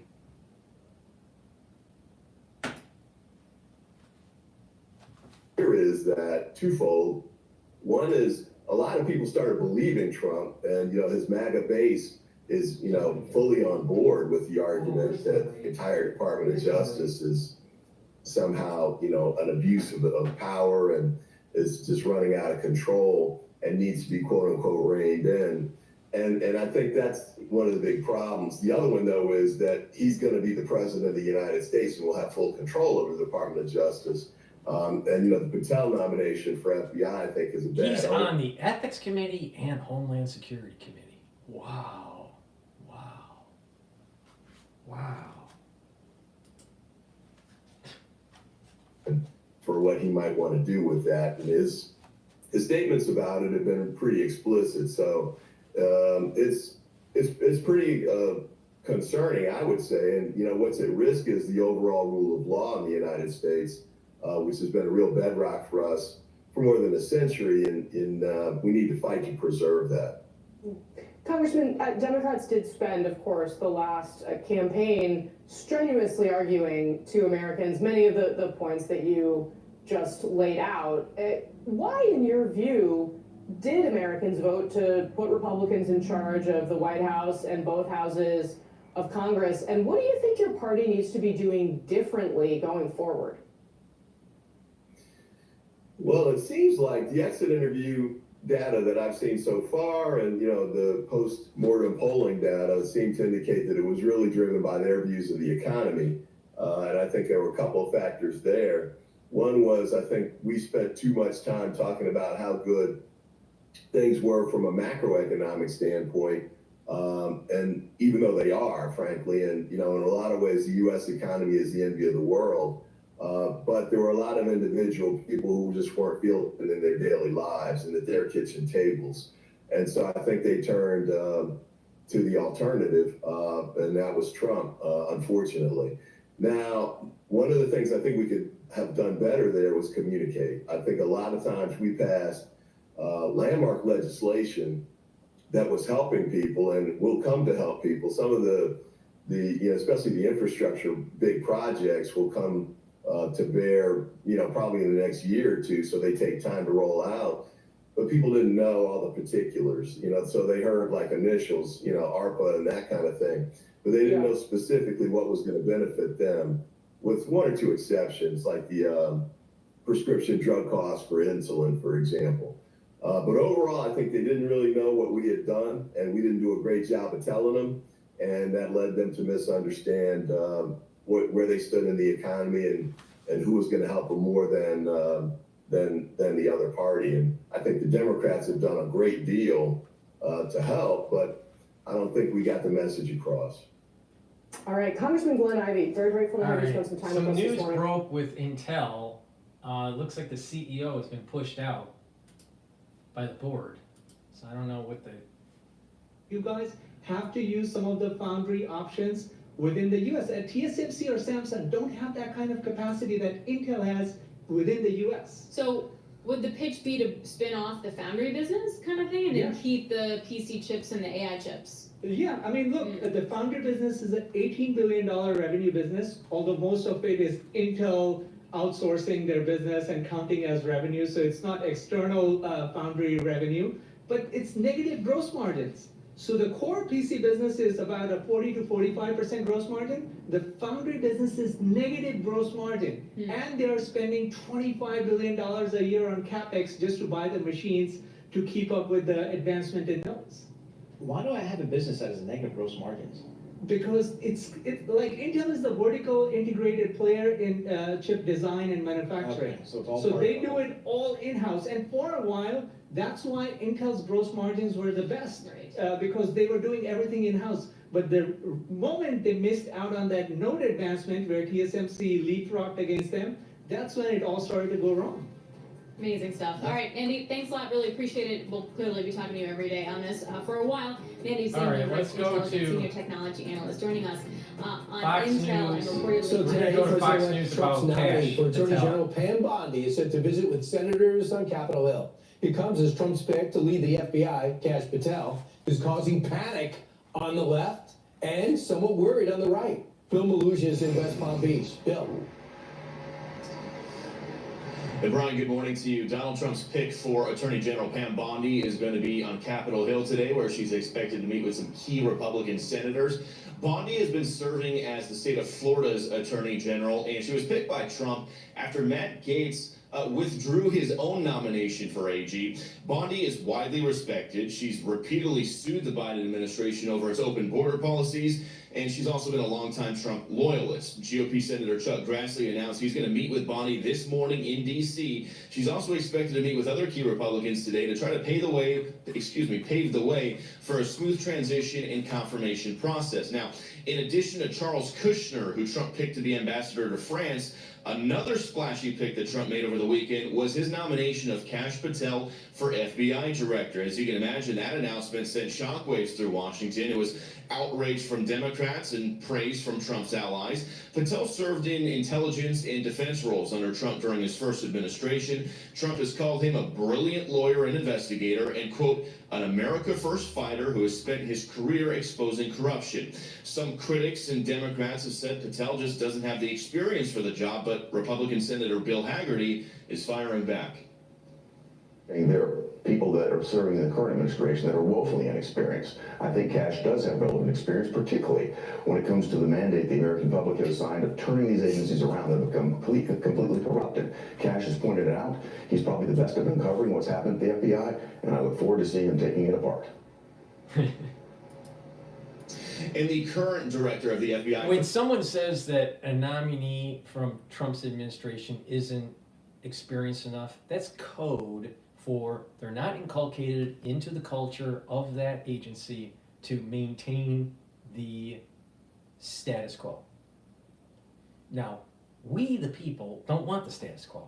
We the people want these agencies to be restructured where they are efficient financially and they're not going after the citizens because of, you know, belief systems or protecting constitutional rights, right? You know, if a female goes to a city board and says they don't want the wokeism in their public school,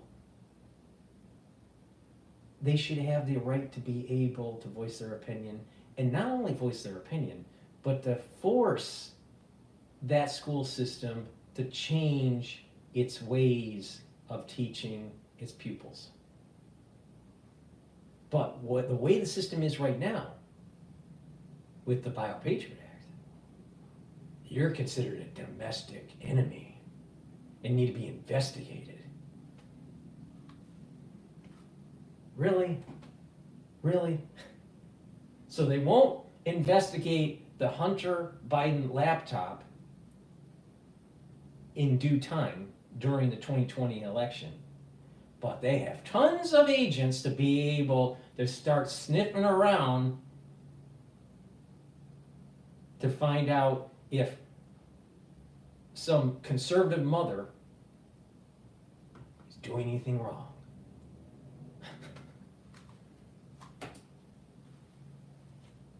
For Wray is 7 years into his current 10-year term, which ends in 2027. Wray has said he has no intention whatsoever of resigning. So if Trump wants to get Patel in the position of FBI director, he's going to have to be confirmed by the Senate, and then Trump would have to fire Chris Wray as FBI director. Brian, we'll send it back to you. Wow, well, what a busy weekend. It's going to be so much. That's going to be interesting on how he frames it to be able to fire him.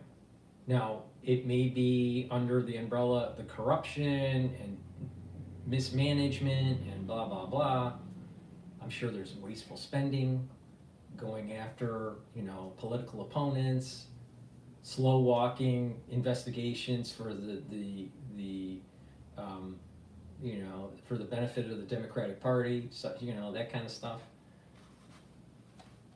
You know, the problem with the Trump during the first administration was that he trusted advisors, and those advisors told him to walk a certain path. But those advisors had a foot in the deep state, and there's the problem. Trump made some big mistakes in picking the wrong guys in the first administration. Appreciate it. And now let's build on this. As Kash Patel vows to go after the deep state, one Democratic lawmaker doesn't even think the deep state exists. I haven't seen what the proof is that the FBI has been weaponized against a political party or the Department of Justice, and I think that's what they mean when they talk about politicization in the deep state. I mean, the deep state, nobody's ever... They lied to judges to get investigational authority on Trump and his cabinet or his advisors. They lied. They lied to Congress. And to say that there wasn't weaponization of the political opponents, what about also the we the people, the weaponization of the legal system against the people, because they didn't want wokeism. There is a weaponization of the Justice Department. No doubt about that. Find it apparently just means anybody who doesn't. Look at what feel the happened will, with Bannon. Look at what happened with Bannon. Look at what happened with Roger Stone. Look at what happened with Peter Navarro. There was weaponization there.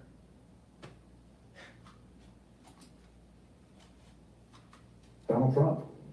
Well, nobody believes that, and not even him. But our next guest disagrees. KT McFarland knows all about being targeted. She experienced it firsthand when she served as Trump's deputy national security advisor for a brief period of time. She joins us now. So your thought, KT, of what Jimmy Raskin just claimed?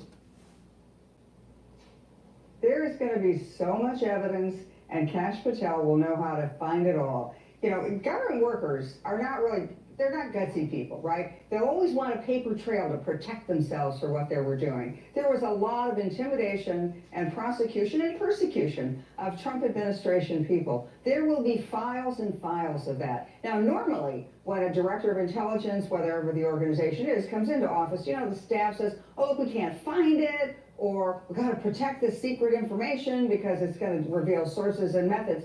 Kash Patel, because of the experience he's had, he knows that that's just wrong. I mean, he knows that that's just an excuse for a cover-up. So he's going to uncover, and there will be a lot of evidence, and I know from firsthand experience that there will be evidence of how they came after me and Donald Trump and others in the Trump administration. You know, he's pursued terrorists, he's been a prosecutor, he's been a defender, and since 2018 he got on Donald Trump's radar and has been very loyal and impressing him ever since. From what you know about the Senate, do you think he can pass? He can only afford to lose three Republicans. You know, Donald Trump has just received an overwhelming mandate from the United States people. And if Kash Patel is not confirmed, that tells you something. It tells you that the deep state is so deep and it has so many tentacles out and controls so many political leaders that it's going to put a nomination like this, which should be on its merits, completely acceptable. This is a man with enormous experience, but because he's going to come after some bad guys who did bad things, maybe some of the senators will already be bought off. He should be confirmed, and if he is not confirmed, it's a travesty. All right, real quick on these rebels. When the government isn't following the will of the people, when the representatives in Congress are not following the will of the people, but it's the will of the administrative state, the will of K Street, then maybe we, the people, need to rise up. I mean, you know, we may be seeing historically the beginnings of a new revolution in the United States. Hopefully this does not happen. But this kind of revolution may be very similar to what happened in France, right? You know, you can only go so far. Now, maybe what happens is there's a new Magna Carta that takes place in the United States. Maybe, you know, there's, you know, a new constitution. I'm against that. But the thing is that, you know, it can't keep on going this way. You can't have representatives being compromised by the deep state not following the will of the people without some sort of ramification, some sort of violent, kinetic ramification. And I'm not talking lone wolf type stuff. I'm talking like, you know, the will of the people rise up and say enough is enough of this. Take over Syria. Do we want them both to lose? These rebels look like Al-Qaeda. They look like Salafist Sunnis who are the extremists threatening to take over Assad Syria, which is evil in its definition. You know, my old boss, Henry Kissinger, used to say about the Iran-Iraq war, this is a war you want neither side to win. You know, you have Assad on one side backed up by the Russians and backed up by Iran, and then at the other side you have myriad groups of rebels. Some groups are backed by Al-Qaeda, some are backed by Turkey. We even have a group in there. We have 900 American servicemen in the middle of this multi-party civil war. It's just another example of how messed up the Middle East is, and why should we have Americans yet again in the line of fire in a war that isn't going to work in any way to protect American vital national interests. All right, thanks so much, KT. Appreciate it. We just know this: Russia needs that Walmart port in order to get weapons and everything else through that region. It produces a lot of havoc and mayhem. I'd love for that to be taken away. KT, thank you. I'm Steve Ducey. I'm Brian Kilmeade. And I'm Ainsley. Gordon Ramsay's 12-piece set is on sale for Black Friday, but is it really worth the price? Let's break it down. HexCloud is an absolute beast in the kitchen. We're going to go to CNN. Donald Trump is... CNN is going to demonize Kash, so we'll find out. Please go to my store, help support my work and your health by going to the store, the-studio-reykjavik.com. Get the health supplements. Lignans is a powder. You mix it with your food or with filtered water or a smoothie. It's a great supplement. It helps boost up your immune system. It also helps with your endocrine system. Please go to my store, get the lignans. It's an antioxidant and it brings down inflammation. Very important for your immune system. Take it every day. Vitamin B complex, very important for your mitochondria. The first few B vitamins help with mitochondrial health. You're in the electron transport chain to help create ATP. In addition, it helps with cellular metabolism. And when you're older, you should be taking vitamin B complex to help protect the health of your neurons, central and peripheral neurons. And myotrol, really important for muscle gain, getting more muscle, gaining the muscle, and maintaining muscle. Myotrol also helps with boosting up the health of your mitochondria. If you're older, you start atrophying, you lose muscle, it's hard to gain muscle. Taking myotrol every day will help you with that. Gain that muscle, maintain that muscle mass. Really important. When people get older, their muscles start to atrophy, their back starts to slouch, they don't move around as much, and it's a downward spiral. You don't want that. Do a little bit of cardio training, do a little bit of resistance training, and take myotrol to help build muscle. If you're an athlete or you work out a lot, taking myotrol will help you build muscle and help with the mitochondrial health to get that ATP up. You need a lot of ATP for your muscles. So please go to my store and get this very high quality supplement to gain muscle. All right, what's CNN have to say about Kash Patel? That he wants to nominate Kash Patel to lead the FBI. Granted, the job's not open, but that's a whole other thing. That's right. I mean, Donald Trump would first have to fire Christopher Wray, who's still serving out his 10-year term, in order to... I'm pretty sure he's going to get fired.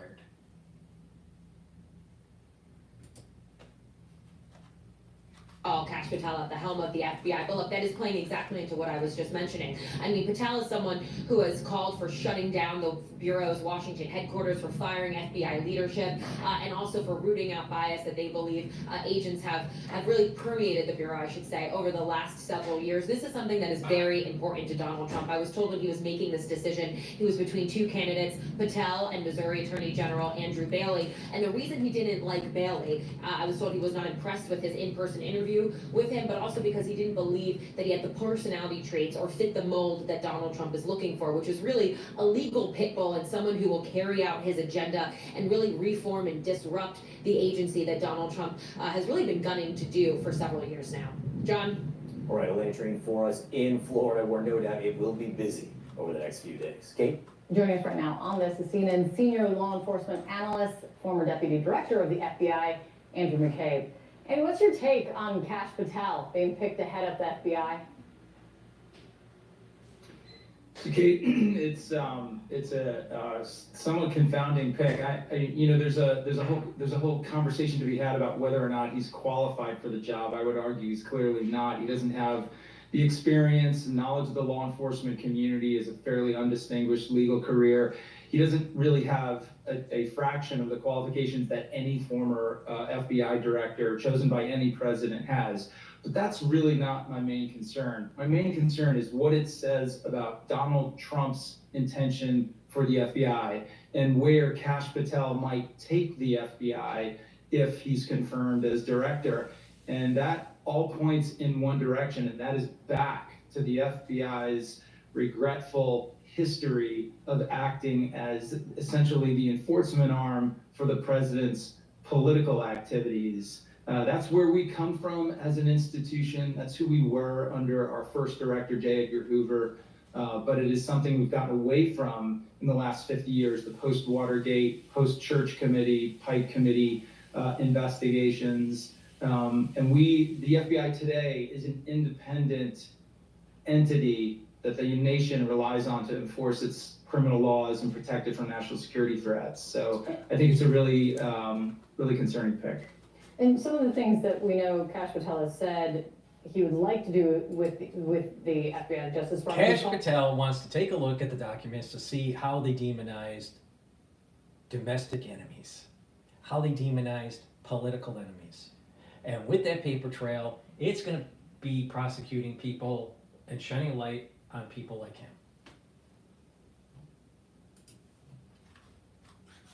For a comprehensive house cleaning of the Justice Department. He said he wants to dismantle or shut down FBI headquarters in Washington and have it be turned into a museum of the deep state. If he would do that, it would be clearly hugely disruptive. If it's something short of that.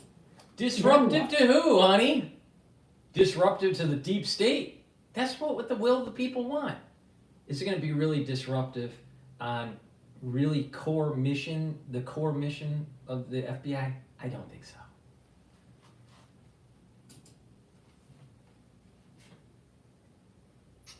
Well, it would almost certainly be something short of that. That's not kind of an absurd, podcast talking point.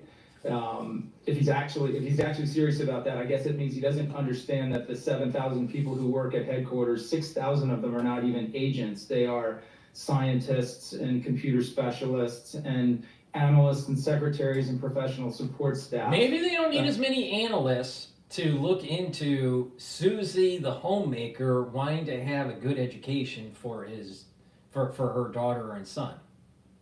Maybe they don't need as many analysts. Maybe they don't need as many computer specialists. Maybe they don't need as many managers. You know what? I'm pretty sure there's a lot of dead weight over there. 10% reduction, 25% reduction of staff, I think is a good thing. Reduce their budget. Who clearly wouldn't be sent out around the country to work as cops as he's threatened. But it would be a significant disruption to pursue any portion of that. And that again is, gets back to my concerns about him. We haven't heard anything from Kash Patel about what his plans would be. What's his vision for the FBI? What does he think? In what ways does he think he could make the FBI more effective or efficient? And Andy, I think that's important because your decades of working at the FBI, he would face confirmation. What question would you have for him, given the breadth of your knowledge and experience? The breadth of his knowledge and experience being a deep stater, he wants to play senator now. Let's see, Senator, what would you have to say to Kash? Oh, many, Kate. Marshall. Save up to 40% off luggage, bags, and accessories at the Black Friday sale on until December. Oh, many, Kate, right?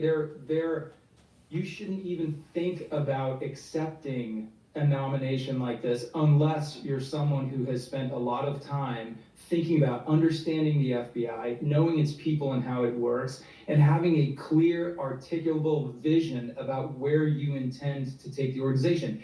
Every new FBI director takes it in a different direction, makes it something it wasn't before. That's a good and healthy process, but we've heard nothing about that from Kash Patel except these insane rants about the footprint is too big. I don't even know what that means. Sending people out to work as police officers and turning the headquarters into... The footprint is too big means too many agents, too many people employed, too many buildings, too much power. Reduce the budget, cut the heads. And the ones that have been doing nefarious things for the last 10 years or so, maybe they should be investigated and prosecuted. That's what it means. None of that will actually happen, but what sort of burn it all down damage is he going to do because he really has no other credible direction to take the agency? Lots of questions now to be posed going forward in the coming days. It's as simple as this. Thank you for jumping It's on. as simple as this. Did the agency do things to erode the constitutional freedoms of the citizens of the United States? The answer is yes. Then the next question is, why did you think you had the power to do that?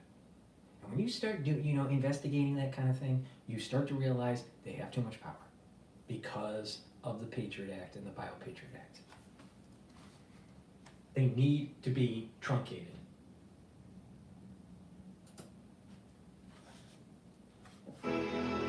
We will go out and find the conspirators, not just in government, but in the media. Yes, we're going to come after the people in the media who lied about American citizens, who helped Joe Biden rig presidential elections. We're going to come after you. This is the Smith Modernization Act that he's talking about. He's talking about the alignment of the mainstream media and the CIA.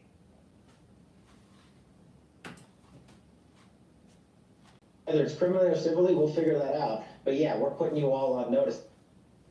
Those the words of Kash Patel vowing to go after perceived opponents of Donald Trump. He is now also the man that Trump says he wants to lead the FBI. Over the weekend, the president-elect making it official in a statement, calling Patel, quote, a brilliant lawyer, investigator, and American-first fighter who has spent his career exposing corruption. Democrats calling the pick proof that Donald Trump wants the FBI to be weaponized against his political enemies. No. Kash Patel's No. Trump doesn't want. Trump is trying to stop the weaponization. And you do that by restructuring, cutting the budgets, cutting the staff, and investigating the people that did nefarious activities at the FBI. And because there's such a paper trail, I'm sure that there's lots of proof of that. So it's not going after the corruption is not weaponizing the FBI. What it is it's trying to restructure it so we don't have a runaway administrative state that is not beholden to the people.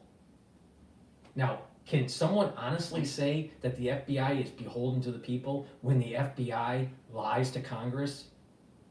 Of course not. And that's why they need to be restructured.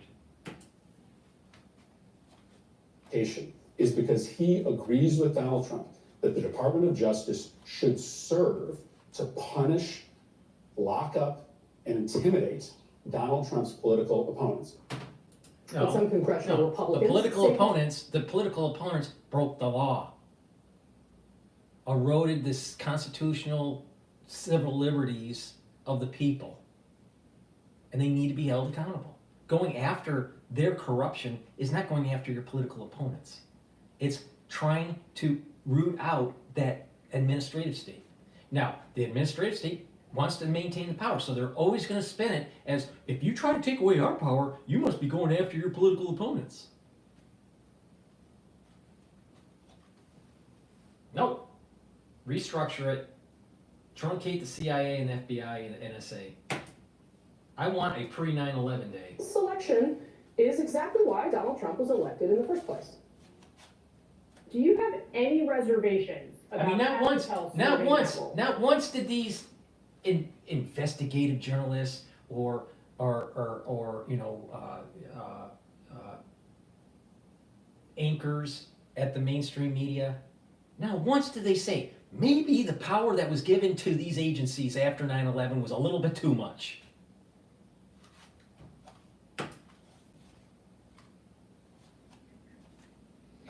No, Donald Trump campaigned on reforming the FBI and the Department of Justice. So I don't know why any of this is frankly surprising to people. I think Kash Patel is a very strong nominee to take on the partisan corruption in the FBI. There are serious problems at the FBI. The American public knows it. They expect to see sweeping change, and Kash Patel is just the type of person to do it. All right, panel's back. Brad? Control and domination. That's the goal of all power systems. They can be resisted. All right, panel's back. Brad, Todd, the Wall Street Journal has a pretty interesting op-ed on this today. I will say I was surprised that Lawler was so unequivocal as a swing district Republican. Obviously, the others that we saw there a little bit more straightforward in their kind of the way that we might expect them to answer something like this. But the Journal, sort of interestingly, they really went after Jim Comey in this op-ed. They say the FBI's abuses under Comey were the worst since J. Edgar Hoover, as documented by the Justice Department IG, and they reference the special counsel John Durham. FISA officials lied to get a warrant against Trump campaign. This is the point I'm making. They lied to judges. They lied to judges. The FBI lied to judges. And you think that that Trump wants to weaponize weaponize the FBI? It's quite the other way around.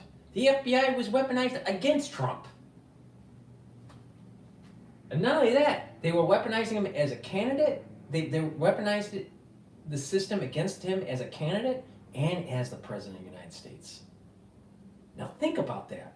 They weaponized the deep state against a sitting president. That means that this proves my point. After 9/11, too much power was given to these agencies. They think they are above the president. They think they're above Congress. That's a problem. That's a big problem. And that is not what our founding fathers wanted.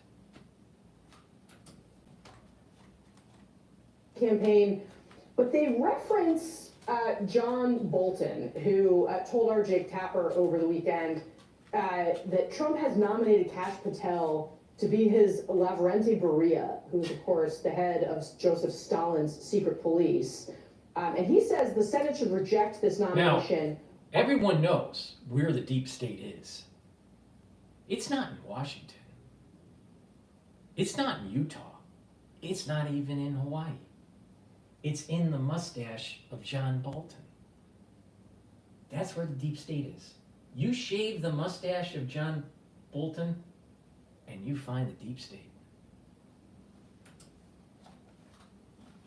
100 to 0, the Journal argues, okay, the Senate really has to look at this. What do you think is the future for Kash Patel? I'm watching two people on the Senate Judiciary Committee, John Cornyn and Chuck Grassley. Chuck Grassley's already spoken. He said, of course the Justice Department needs to be reformed. Of course we have to have major changes. Kash Patel has to explain to the Senate how he's going to do it. I want to see his plan.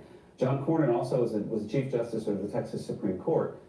He takes a very serious approach to these matters. Both of them are late in their careers. Both of them have not yet announced if they're running for re-election this time.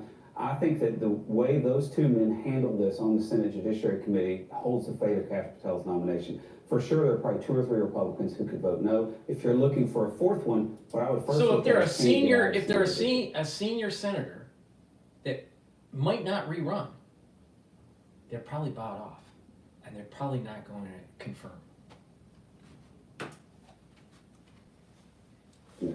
That's an interesting way to think about it. I mean, because the Journal does go on to write, does Mr. Patel still want to unleash the FBI on Democrats and media critics like Hoover? Down that road lies no end of political trouble. And again, this is the Wall Street Journal. It's not like a liberal bastion, okay? No end of political trouble for Republicans and the Trump presidency. The effort is sure to backfire. Voters didn't re-elect Mr. Trump to practice lawfare the way his opponents have.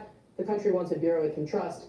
not a Republican version of the Comey FBI. Will that resonate? Well, I don't know about that, but I think that the Republicans are ready to see the Department of Justice turned 180 degrees around. And some of that's going to mean it's going to have to not go easy on Democrats. But I think Republicans mainly want to see it depoliticized. There's 100 to 0. It's not just the politicization of the agency.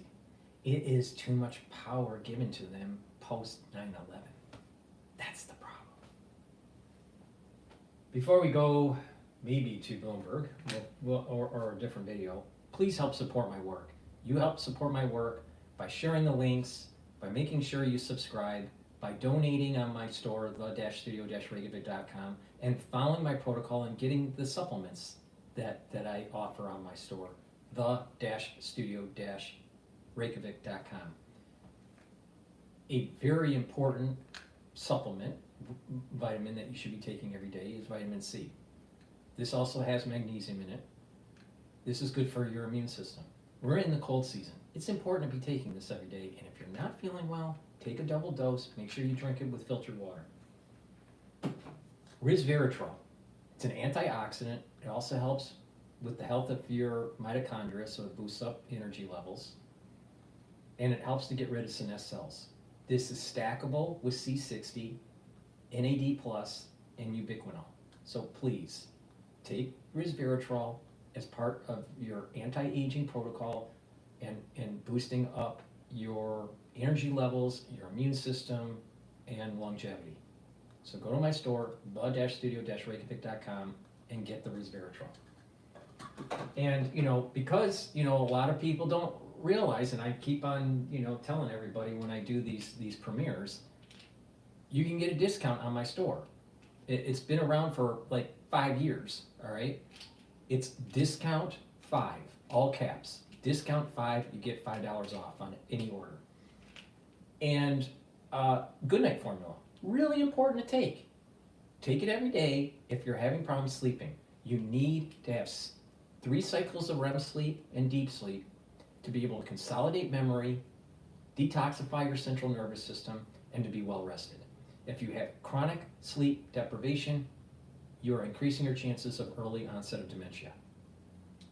So, and good sleep, repeated, consistent good sleep is going to slow down the aging process.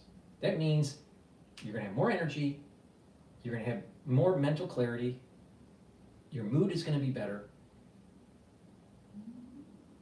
and you're slowing down the aging process. Please go to my store, the-studio-reykjavik.com, and take the Goodnight Formula. This has tryptophan and melatonin in it. It also has many other many other minerals and supplements within the profile here. Go to the store, take a look at it. I don't have time to go over every single one of them, but the whole point here is to take this, be well rested, detoxify your central nervous system, and consolidate memory. You'll have better mental acuity and clarity. Very important. Go to my store, the-studio-reykjavik.com, and get the Goodnight Formula. Again, discount 5, all caps. We'll give you $5 off on any order.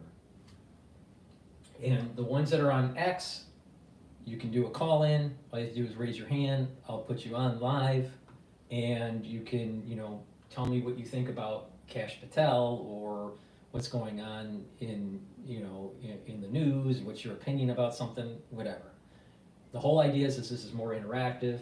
So the ones that are watching, please make sure you go to X Spaces on my channel and feed and join and raise your hand and participate. The whole idea of this broadcast is participation from the audience.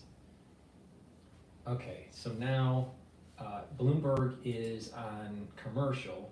So let's take a look at some other things that are going on in the news here. I want to listen to Zakaria here. It's titled, Zakaria argues a shift among Democrats might have cost them. Let's see where he's going with this line of thought here. Here's my take. When the Democratic Party has been successful, it's often represented an optimistic, forward-looking view of America that embraced the future. Think of Franklin Roosevelt reassuring Americans in the depths of the Depression that they had nothing to fear but fear itself. Or John F. Kennedy's new frontier spirit as America aimed for the moon. The chorus to Bill Clinton's campaign song was, "Don't stop thinking about tomorrow." Barack Obama was always cool, promising a pluralistic new era of hope and change. But somewhere in the last decade, Democrats seem to have lost that sensibility. And I wonder if that's cost them politically. Consider how in this election, it was Donald Trump who was embraced by technologists like Elon Musk and Mark Andreessen. Trump went to a cryptocurrency conference and received a series of standing ovations. He celebrated risk-taking and spoke the language of disruption and radical reform. And perhaps as a result, he saw a huge shift of support from young men, especially Hispanics and Asians. This was the single most significant gain that Trump made demographically, and it is the most portentous for Democrats who have assumed that young people would continue to vote for them in large numbers. Democrats used to own the future-oriented aspirational vote. They were seen as naturally allied with high technology and youth culture. The triumph of Clinton and Gore represented the ascendance of Atari Democrats who championed high technology and promised to reinvent government. Obama was the overwhelming choice of Silicon Valley. It was Obama who canceled NASA's costly and ineffective Constellation program, opting to give SpaceX and others a shot at doing the job at a fraction of the cost, which they have done. What changed? The left wing of the Democratic Party argues that people like Obama got in bed with business and high tech, embraced right-wing economics, and over time lost the working class vote. The problem with this argument is that the facts point in the opposite direction. As Ezra Klein, one of today's shrewdest observers of economic policy, notes, quote, "Since Bill Clinton, the party's economic policy has become relentlessly more left. Barack Obama was well to Bill Clinton's left. Hillary Clinton ran on an agenda well to Barack Obama's left. Joe Biden ran on an agenda and governed on an agenda to Hillary Clinton's left. And over those decades, the Democratic Party's support among working class voters has cratered. Bill Clinton won the non-college educated vote by 14 points in 1996. Kamala Harris lost it by 14 points in 2024, a 28-point drop. And yet every time they lose the blue-collar voters, Democrats decide they must go even further left on economic policy. Meanwhile, Trump runs his campaigns on a mixture of some populism, but lots of libertarian policy ideas, appoints billionaires to all-important economic posts, and yet won more of the working class vote this year than any Republican in decades. Why? In my view, two reasons. First, voters these days are powerfully influenced by cultural issues like immigration, identity, and the so-called woke agenda.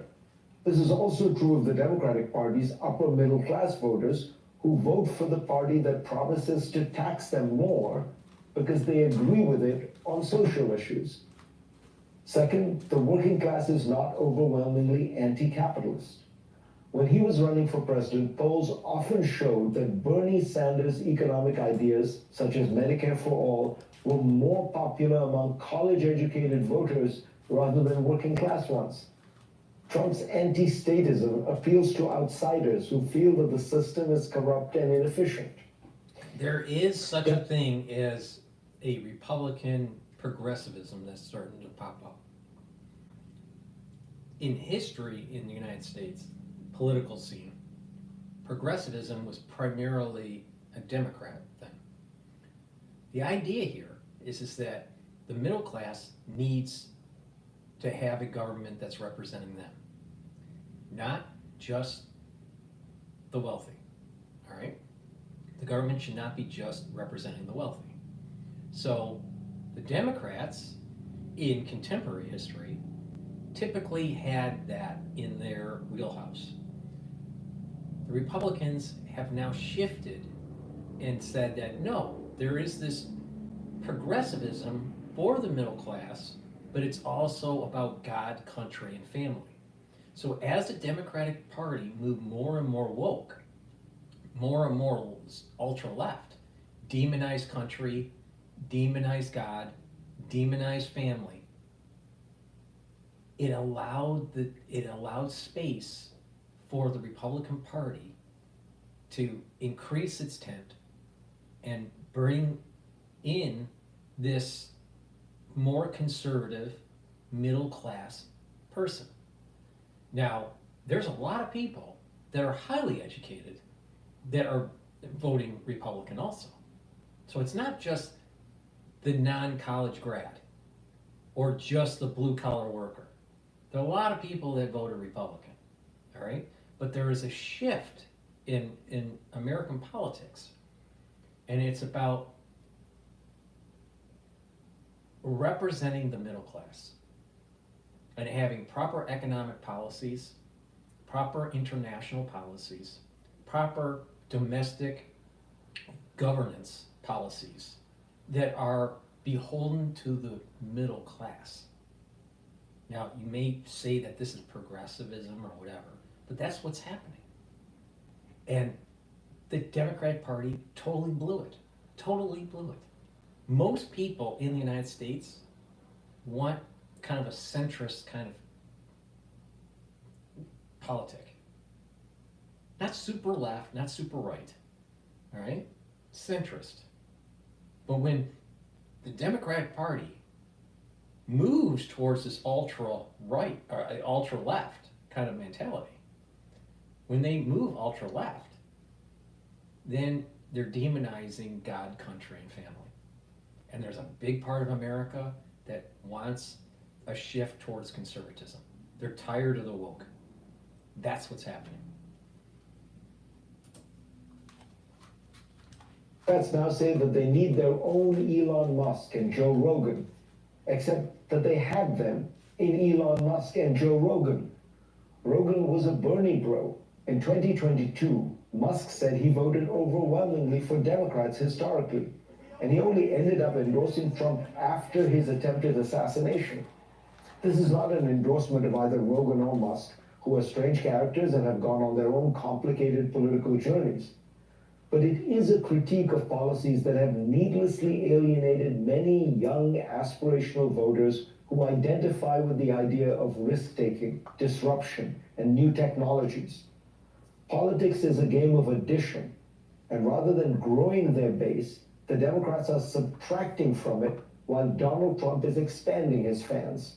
If Trump is able to maintain or expand support among young Hispanic and Asian men, and perhaps even bring young black men into the fold, he will have created for Republicans what has so far eluded them, a working MAGA majority coalition. The Democratic Party has become a party of urban, educated, middle and upper middle class voters, allied with minorities and young people. Virtually the only major group with which Kamala Harris gained vote share in the last election was white college-educated voters. And yet the party remains deeply uncomfortable with its new base, still pining for its old working class roots. And so it turns on business, technologists, risk-seeking young men, who after a while, having begun to notice that the party doesn't like them, are now returning the favor. Yep. And I think that's a good thing. You know, we need the power of the people, right? You know, moving this thing forward here. I want to do a market recap here. So the S&P 500 is trading at 6,049, almost 6,050. The euro to USD is trading at 1.04. Oil is trading down. It's $67.74 for WTI, and the VIX is 13.44. So low risk. Dollar is strengthening relative to the opening session. and oil is trading lower. All positive signs here for a good trading day in equities. With that, let me just plug some products here, and then again, ones that are on X Spaces, you can raise your hand, you can join in as a call-in, and just give opinions about what you think is going on in the news, and you can participate in these live feeds. Again, the ones that are watching and listening, I have 2 live feeds. One live feed on the big channel, which is a larger screen, and then on the smaller channel, I also have a dashboard of the market, live feed. All this is live telemetry of the market, and some news that's popping up through Dow Jones. The Bitcoin ETF BITI is up a little bit right now, and BITO is down by a little bit. So that's what the market's doing right now. But before we go to the next video, please help support my work by getting the products that I offer. I have structural nanosilver toothpaste. This is the best toothpaste that you can buy, all right? It's very high quality, has no fluoride in it, has structural nanosilver, it'll neutralize pathogens, whiten your teeth, freshen your breath, maintain your gum line, improve your gum line by reducing inflammation. When we get older, gum lines recede, all right? That's bad. But you can improve the health of your gum line by using this toothpaste. In addition, by using this toothpaste, you are reducing the chances of cardiovascular disease. When we get older and we have a receding gum line, what happens is the gums get more irritated, and your gums could bleed, right?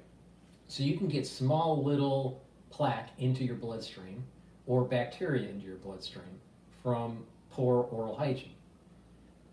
Well, that creates inflammation in your vascular system and causes additional plaque, or these little plaques that get into your bloodstream, from your tooth. Then what happens is that you can get a micro occlusion. All right, bad. It's bad. All right. In addition, bacteria and inflammation on your valve of your heart could create valvular disease. You don't want that. So bad oral hygiene causes cardiovascular problems, all right?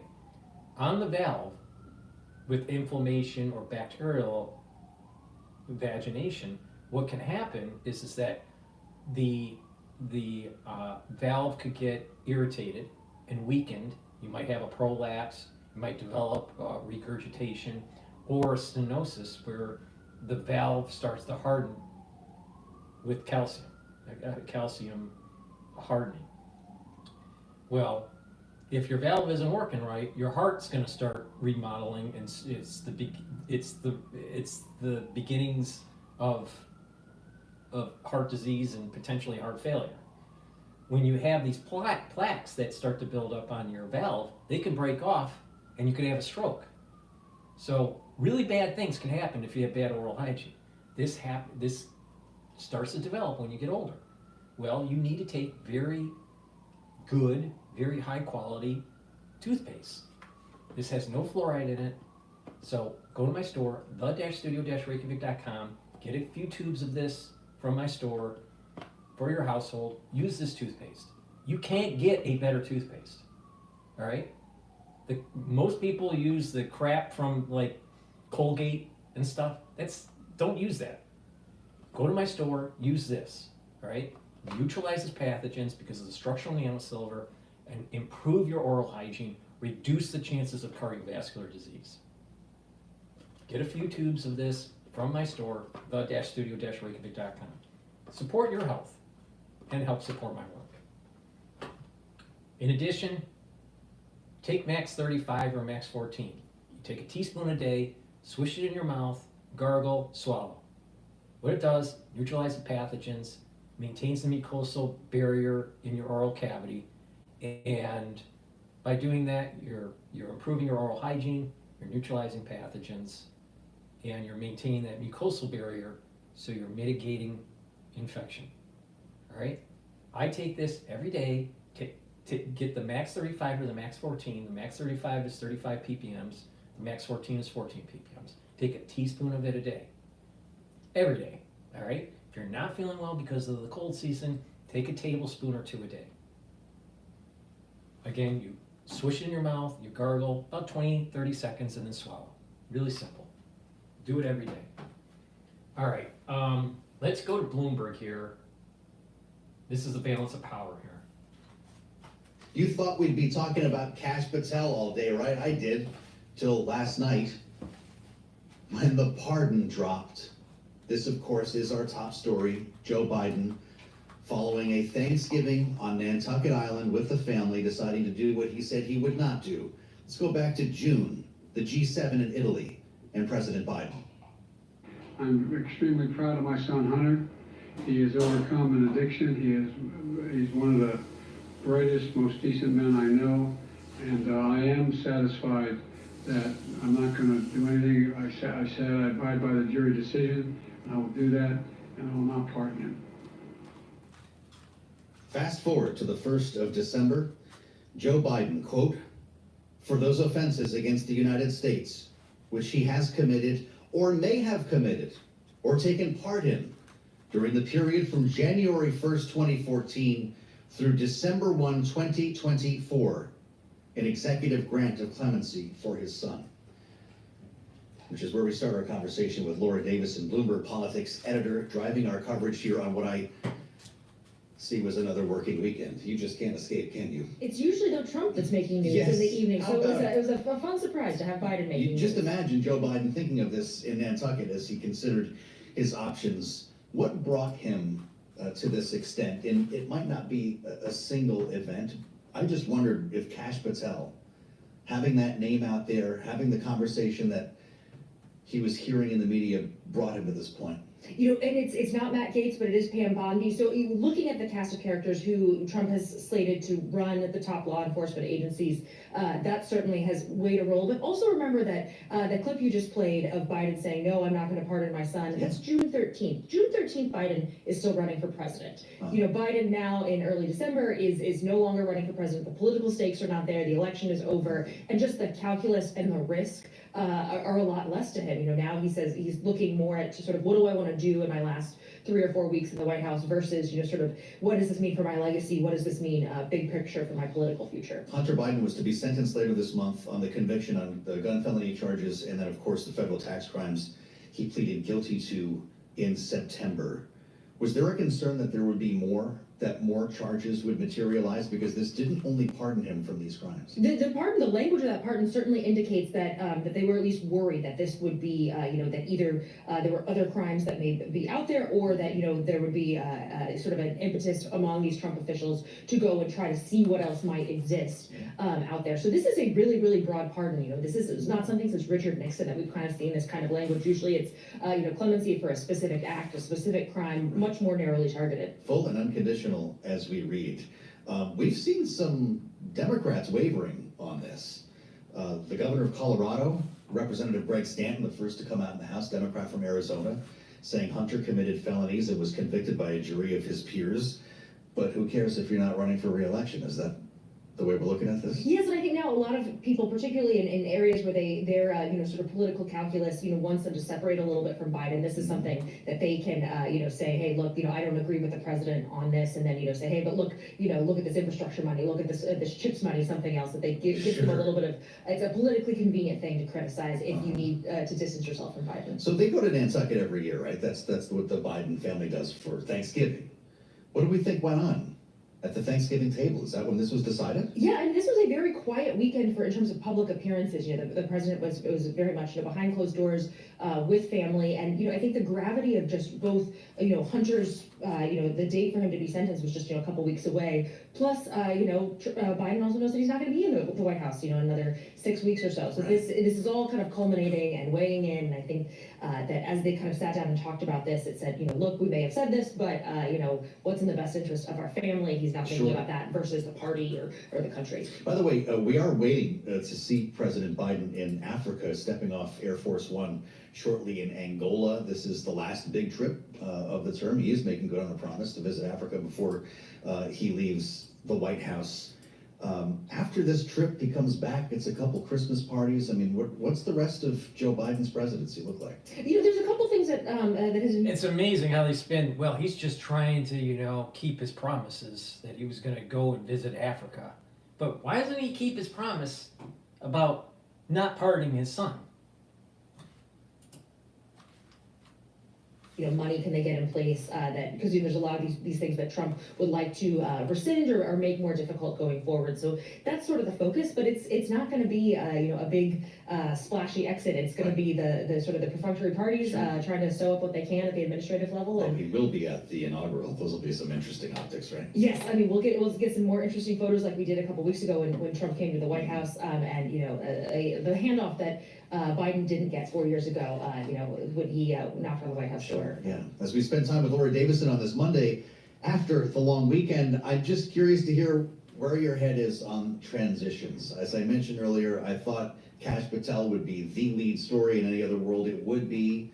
Is he actually going to be the next FBI director based on what you're hearing from Republican senators? It's not yet clear. There are some senators who've come out and expressed a little bit of concern. He is a more divisive figure. Also there seems to be sort of a group of four that's forming. Pete Hegseth, Kash Patel, Tulsi Gabbard, and Robert F. Kennedy Jr. are going to be sort of the ones who are sort of in limbo here. That it's not clear consensus that they will make it through. I would think it highly unlikely that all four of those would fail. Maybe one, maybe two. We'll have to see after these meetings are taking place this week. These folks are up on the Hill meeting with senators, and we might get some inclination going forward on who has a little bit more support versus less. Obviously, lots of bad news over the weekend for Pete Hegseth. This email coming out from his mother, very critical of his behavior towards women and his family life. So there's a lot of stuff that's circulating right now that the senators, who have been away for several weeks are now just coming back to Washington and digesting. I don't even know where to start with this. Penelope Hegseth sent an email to her son in 2018, said on Friday she regretted the email, essentially calling him a womanizer and telling him to change his ways after this whistleblower report we learn about. They're going to deep whistleblower that came out of quite a dive here in the New Yorker. He got drunk to the point of needing to be carried out of multiple work events, sexually pursued the organization's female staffers despite being married. This is more of the same that we keep hearing about this individual. Should we expect that he will stand for a confirmation hearing? It's so far it seems likely. Trump's team has not wavered on him. You may note that Trump has similar allegations, against him when it comes to treatment of women. So this isn't not necessarily seen as a negative in Trump world. There's people on the Hill like Joni Ernst, senator from Iowa, who herself is a survivor of sexual assault. She's also has close ties to the military, being a veteran herself, her daughter as well. So this is going to create some really interesting and perhaps uncomfortable optics in the hearing room. Yeah, just take a look at RFK Jr. as well. As you mentioned, we've got New York Times today talking about his drug addiction, compulsive sexual behavior, deep dives into conspiracy theories. Wall Street Journal talking about a sexual assault accusation in the 1990s. NBC talking about describing the CDC's vaccine division as fascist. These are going to be wild confirmation hearings, assuming they happen. Yeah, and it's normally when these picks go in, they sort of moderate. They tell the senators a little bit what they want to hear. Trump is also going to be watching these hearings very closely, so it'll be interesting kind of how these candidates sort of, do they kind of, go with sort of the most, made for TV sort of lines, or are they, sort of moderating their positions a little bit to try to eke through these nominations? Boy, I'll tell you what, the lame duck is going to be fascinating, but then we just start with a whole new Congress and a whole bunch of new questions come January. Laura Davison helping to steer our coverage here from Washington. Laura, thank you so much. Someday you'll get a weekend, I suspect. Maybe not as Bloomberg's politics editor, not in this world. I'm Joe Matthew in Washington. Great to have you back with us here on the fastest show in politics. We'll turn our attention to the other major story cooking over the weekend, and that is the rebellion underway in Syria.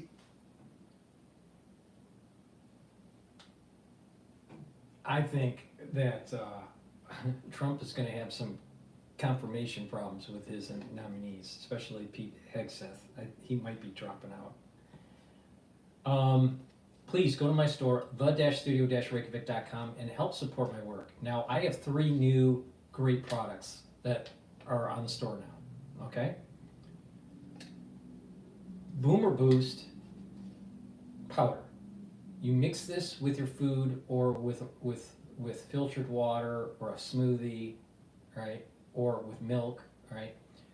This has 68 different nutrients, all right? This will help with your heart health, and also it will give you a big boost of energy. This is great if you're older and you want some more energy and you just want to take a powder, a powdered supplement. This is very high quality, extremely high quality, all right? What I do is I mix it with my hummus, all right? So I've been testing this and how it helps with my body and how to add it to my stack, all right? I'll tell you how I do it. There's a big scoop in here. I put that scoop in hummus and I mix it, right? And then, but some people, they put it in a smoothie or a shake. Some people do a shake. Some people, mix it with, some other food, right? You can do it a lot of different ways. But the way I do is I mix it with hummus, right? But you can mix it with yogurt or something else. Right? You take a big scoop powder once a day. It's very high quality. What you'll notice is you're going to have more energy, right? And there is a plethora of different nutrients in here. All right, so go to the store and take a look at the profile for this powder. It's very high quality. All right. It's a great way to kind of move your body into higher energy levels, improve your cardiovascular health, and then also to help to detoxify. Now, let me explain the whole detoxification aspect. So you're boosting up your energy with this. Now, I also have 2 other products that I mix this with, all right? I have the heirloom barley in a larger container. This is a sample, all right? But the larger container is going to be the size of this, all right? So I have a larger container, almost double the size, for the heirloom barley and the gladiator barley, okay? The heirloom barley, all right, you take a few scoops, depending on, in week 1 you take 1 scoop, in week 2 you take 2 scoops, in week 3 you take 4 scoops, in week 4 you take 6 scoops. What this basically does is it's providing more energy, but also it helps to detoxify your body. All right, so you got to kind of slow it in because it's detoxifying your body. This is heirloom barley, way higher quality than regular barley. All right, so you have to take it. The energy packed in the barley is much more than regular barley, let's say, that you buy at Whole Foods or at some other grocery store. And it's a powder. And you just mix it. So what I do is that I take the gladiator, all right? I take the gladiator barley or the heirloom barley, all right? And I put 2 scoops of the powder with 1 big scoop of this, and I mix it with my hummus, all right? What that does is this will help to detoxify your body. All right, and it has a very strong antioxidant, and it's the superoxide dismutase. All right, what you'll notice, like that first few days, you might actually start noticing your body's detoxing, and you might get a little bit of a headache or a little bit sweats. You might sweat a little bit, but that's where it's depending on where you're at, with the health of your body. You got to do it a little bit slowly. That's the reason why I just did two scoops. All right, this is high density energy powder, all right, because of the barley is high density energy. So, and because I take a lot of other stuff, I just do the 2 scoop. I don't do the full 6 small scoops. It's a little scooper, right? This has the bigger scooper, just a little scooper.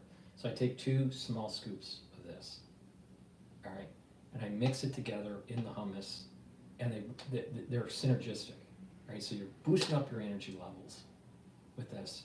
You're improving your heart health, and you're detoxifying your body with the Gladiator. And it has a lot of protein. It has protein in it, so it's a lot of protein. So you mix these two together. Now you can mix it with the Gladiator barley, all right, or the heirloom barley, all right. But both of them are going to help to detoxify your body. And you can take just this, or just this, and just mix it with your food and detoxify your body. In that case, I'd probably take a couple more scoops. But because I do so many other things, I've been experimenting with this, and it works really well. All right, so go to my store, the-studio-reykjavik.com, and get the Boomer Boost. Mix it with your food, or with a shake, or a smoothie, or whatever, right?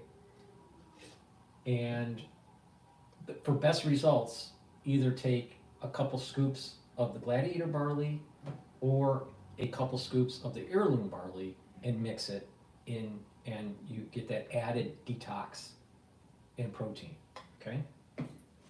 3 great quality products. So please go to my store, the-studio-reykjavik.com. All 3 products are in the size like this, okay?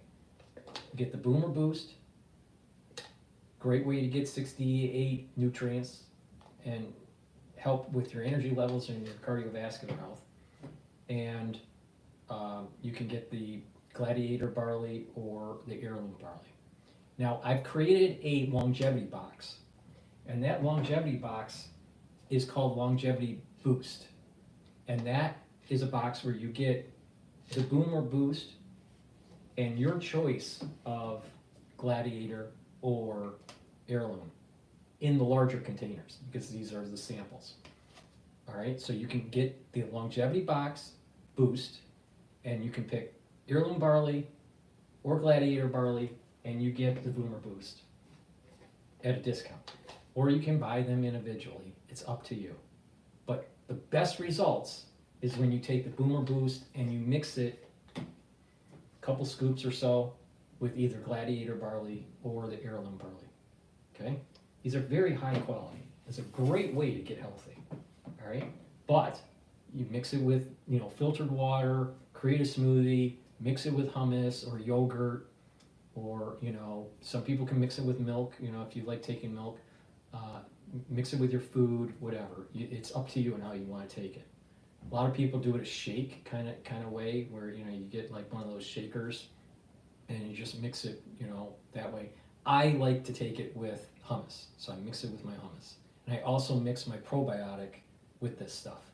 So I'll take it all together. The probiotic, the lignans, the Boomer Boost, and the Gladiator heirloom.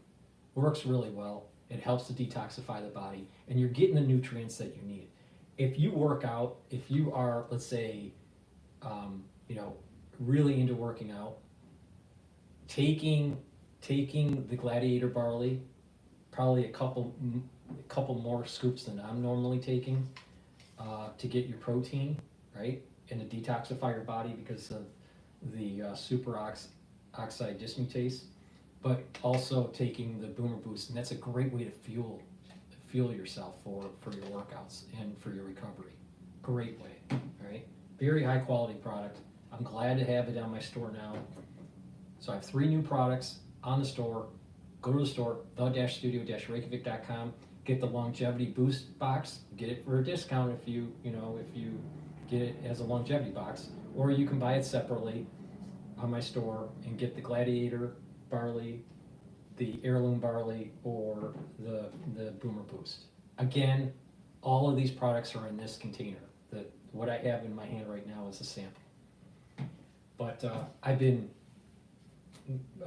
testing it out for the last month and a half or so. Really good results. But you do feel that first week, you do feel a detoxification is taking place. All right? So it's a great way to get healthy. It's easy to do. Scoop, mix it with your food or water or shake or whatever, boom, you're done. Really, and if you work out, it's a great way to fuel your body. Go to my store, the-studio-reykjavik.com, get the Boomer Boost, the Gladiator barley, or the heirloom barley. Very high quality products. All right, Syria flares up with Russia, Iran fighting other conflicts. Let's go to Bloomberg. They're talking about the Middle East here. Vladimir Putin is stretched thin in Ukraine. Does he have any influence left here? Well, he has some, and you saw Russian air assets deployed in defense of Syrian troops, and yet at the same time, he hasn't got a lot, Joe. He will have a small presence in Syria. He doesn't have a lot more to give. So when Assad's, nervously picking up the phone and calling Moscow, the other end's going to say, well, good luck, but we don't have much more to send you. As Bloomberg is reporting here, as Aleppo fell to rebels over the weekend, the Syrian president flew to Moscow. What does that tell us? Well, we have long known that Assad was essentially an asset of Moscow and an extension of Iran, and so he is going, to make that personal plea and to try and to push to get whatever he can to defend against these rebel troops. But again, there isn't much, especially as Russia is worried about what the next month and a half has in store for Ukraine. Zelensky is going to push to get the best possible negotiating position he can, with Trump coming in and talking about this big deal that he has in the works. What does this all mean for the Biden administration, Brett Bruin? Joe Biden, of course, abroad right now. He just touched down in Angola a short time ago, but actually had the wherewithal to announce a ceasefire with Hezbollah last week, is reportedly working on one in Gaza. Does this White House have any influence about outcomes in Syria, or is this about the Trump administration?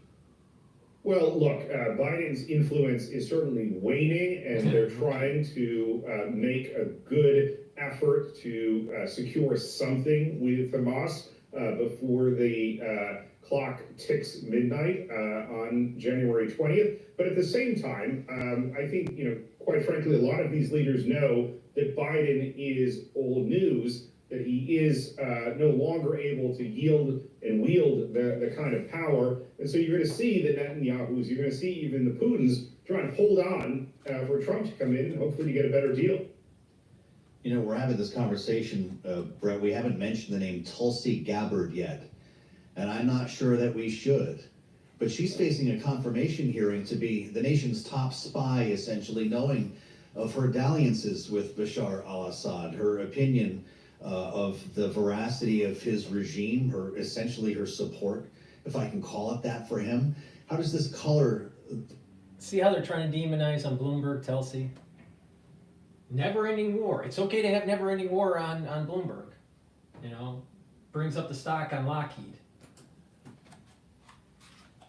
On civilians in Syria, but it also, quite frankly, is likely to bring more atrocities. And Gabbard is going to have a tough time explaining why, in the midst, the height, in fact, Joe, of some of these atrocities, she went without any clear diplomatic mission other than to provide legitimacy, other than to provide a propaganda point for Assad to use. So is this the kind of person that you want making those major decisions about U.S. intelligence and how to deploy our intelligence assets? I think a lot of senators will have those questions.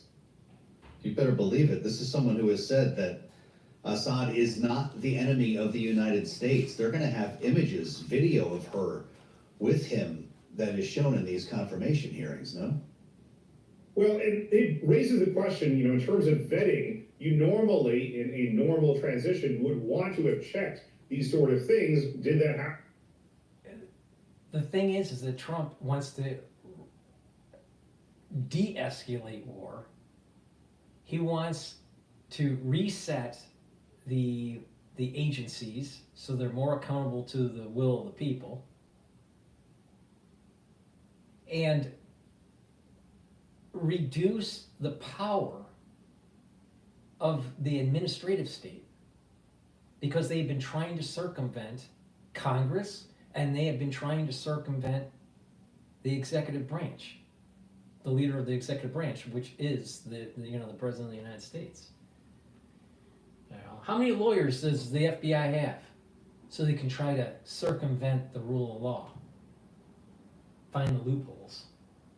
On your taxpayer dollars, of course.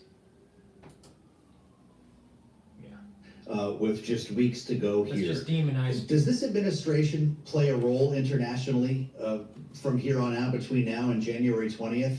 Does he in fact have any influence as we wait for Donald Trump globally? Well, it's interesting. He's going to Angola in part to celebrate U.S. investment in the country, in the infrastructure, and as a play against Beijing to try and reassert American relevance, quite frankly, on the continent. I served half my diplomatic career in Africa, and we are losing the game. Maybe we should have been doing that the last 4 years during his presidency, trying to have a little bit assertive effort on trying to check what China was doing in Africa, instead of the twilight of his administration.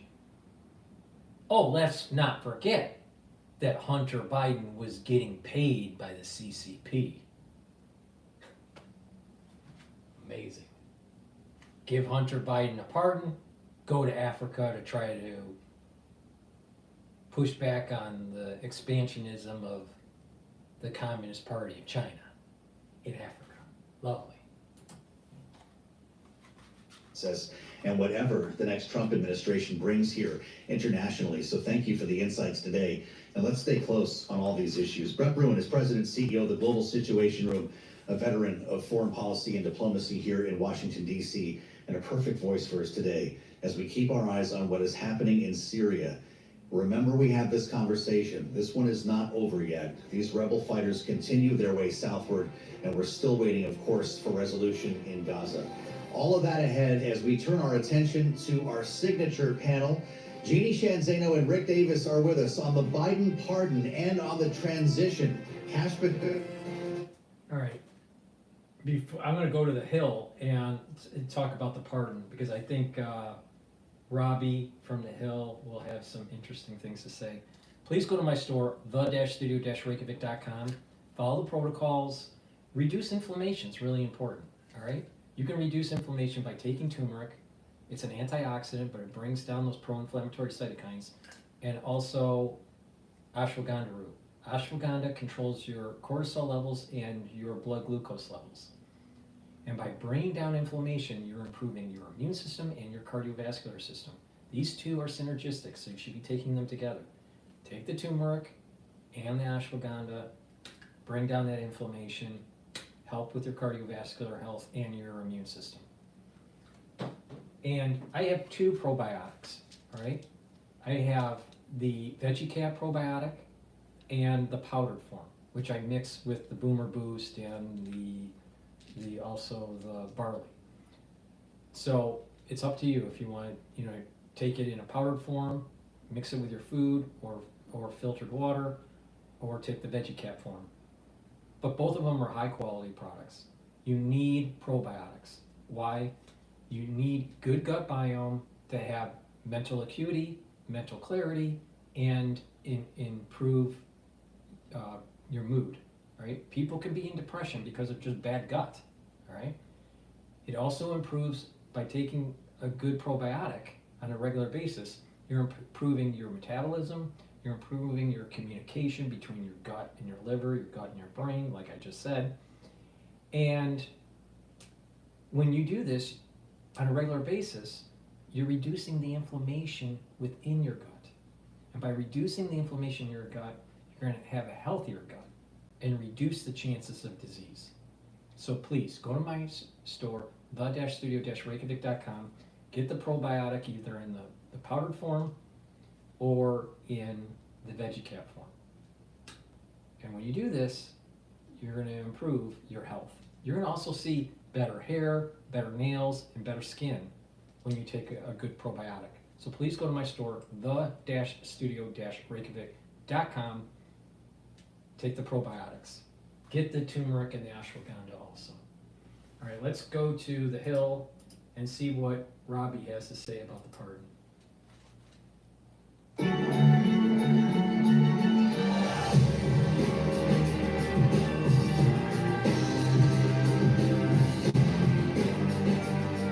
Good morning and welcome to Rising. Thanks for tuning in after the Thanksgiving holiday. I hope it was a good one. We have to skip the idle chatter though because we've got some big news to get to today. I'm joined by Stephen Alacara. Thank you for being here. Thank you for having me. Hope you had a happy Thanksgiving. Wish we could talk about that, but we got to go straight to the news. What's on your radar?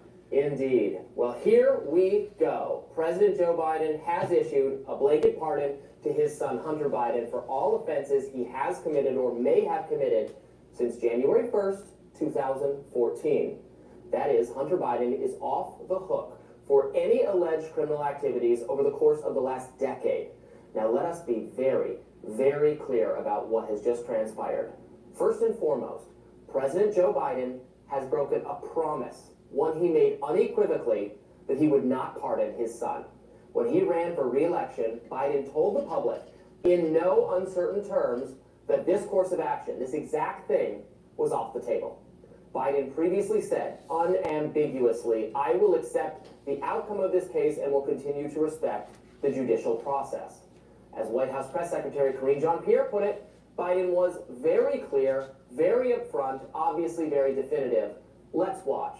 I know you said not a lot's changed since yesterday and it's a personal matter, but from a presidential perspective, is there any possibility that the president would end up pardoning his son? No.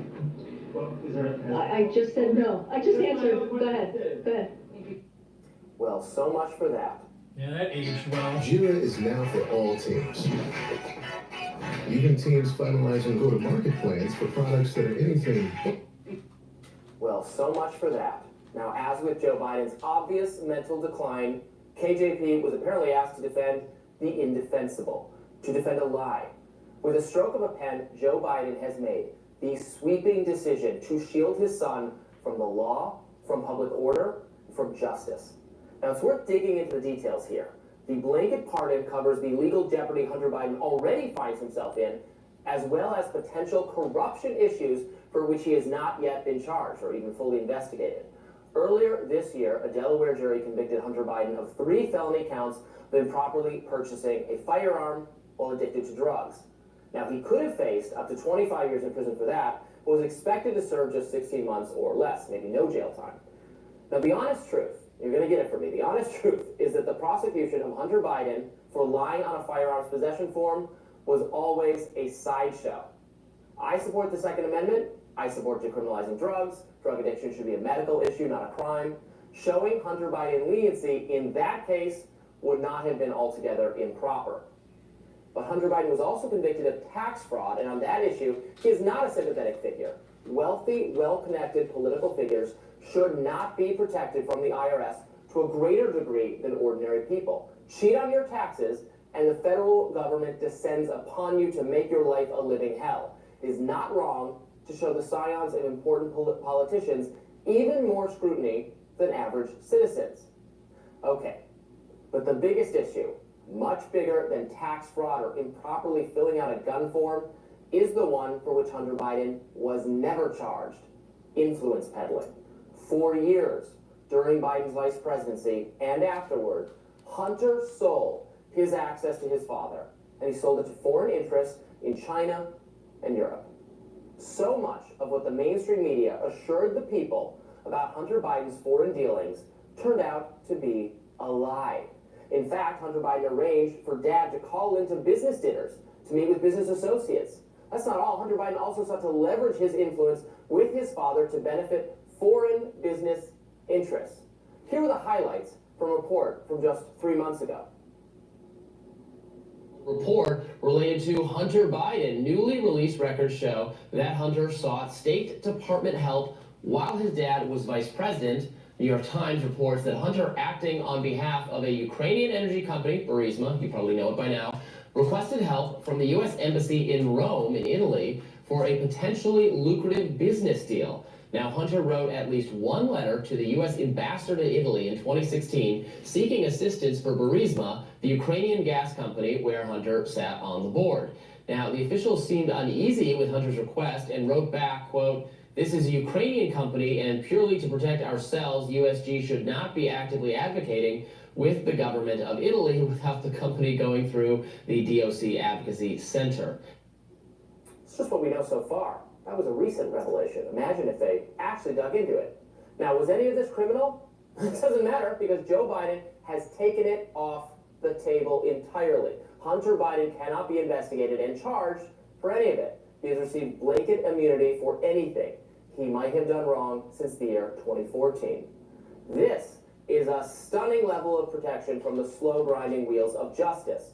Make no mistake, there's nothing remotely like this so far in all of American history. A president protecting his son, not just from minor legal jeopardy relating to an oversight, as can perhaps be argued in the gun case, but from any legitimate scrutiny over naked and abject corruption. If I sound angry, it's because I am. The president has used his unlimited pardon power to excuse the corrupt and potentially illegal actions of his son is a shocking, deliberate, and damaging blow to the rule of law.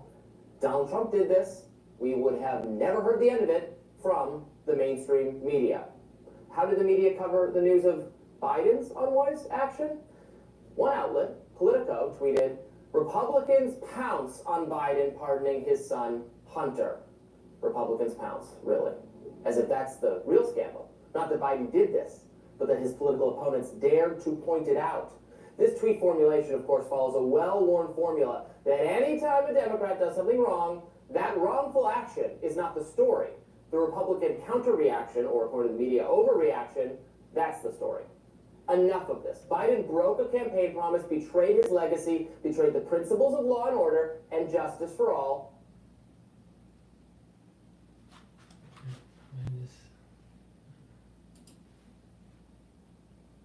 For the lowly and the mighty alike, and he did it all while every mainstream media institution in the country insisted that Donald Trump was a unique and unparalleled threat to American democracy. Well, the president has just issued perhaps the most disreputable pardon in this country's history. That president is not Donald Trump. That president is Joe Biden. All great points, Rob. Okay, there's beautiful five court. This is amazing for stews and raisins. Absolutely stunning. Again, this one's very similar dishes and. All great points, Robbie. This is bad. It's bad precedent. It's bad politics. And the only person who had been talking about potentially pardoning Hunter Biden was Donald Trump. What's interesting here is that Biden is essentially adopting the Trump point of view that the justice system is politicized and that it's weaponized. And now look, do I think that people deserve a second chance and redemption is important? Yes. Do I think that the justice system potentially is weaponized, as both Trump and Biden have talked about? Very possible. But the problem here is that this pardon is being selectively used on the president's son after Biden said over and over again that he wouldn't do it. And if you think about one of the core premises of why Biden was elected in the first place, it was to move us back to normalcy. It was to restore trust in our institutions. There is nothing that prevents Congress from investigating Biden. And my understanding is that a president, a president obviously can be impeached. They're not going to do an impeachment of Biden as president. But my understanding is that there can be actually an impeachment of a prior president. Now, I don't know all the legal ramifications of that. It may be, tied into security protection and retirement pension type stuff. I don't know. But Congress can investigate Biden, all right? They can go after, why did he pardon? Did he pardon because he was trying to hide something? Trying to hide his own activity with this? Because that's what it looks like.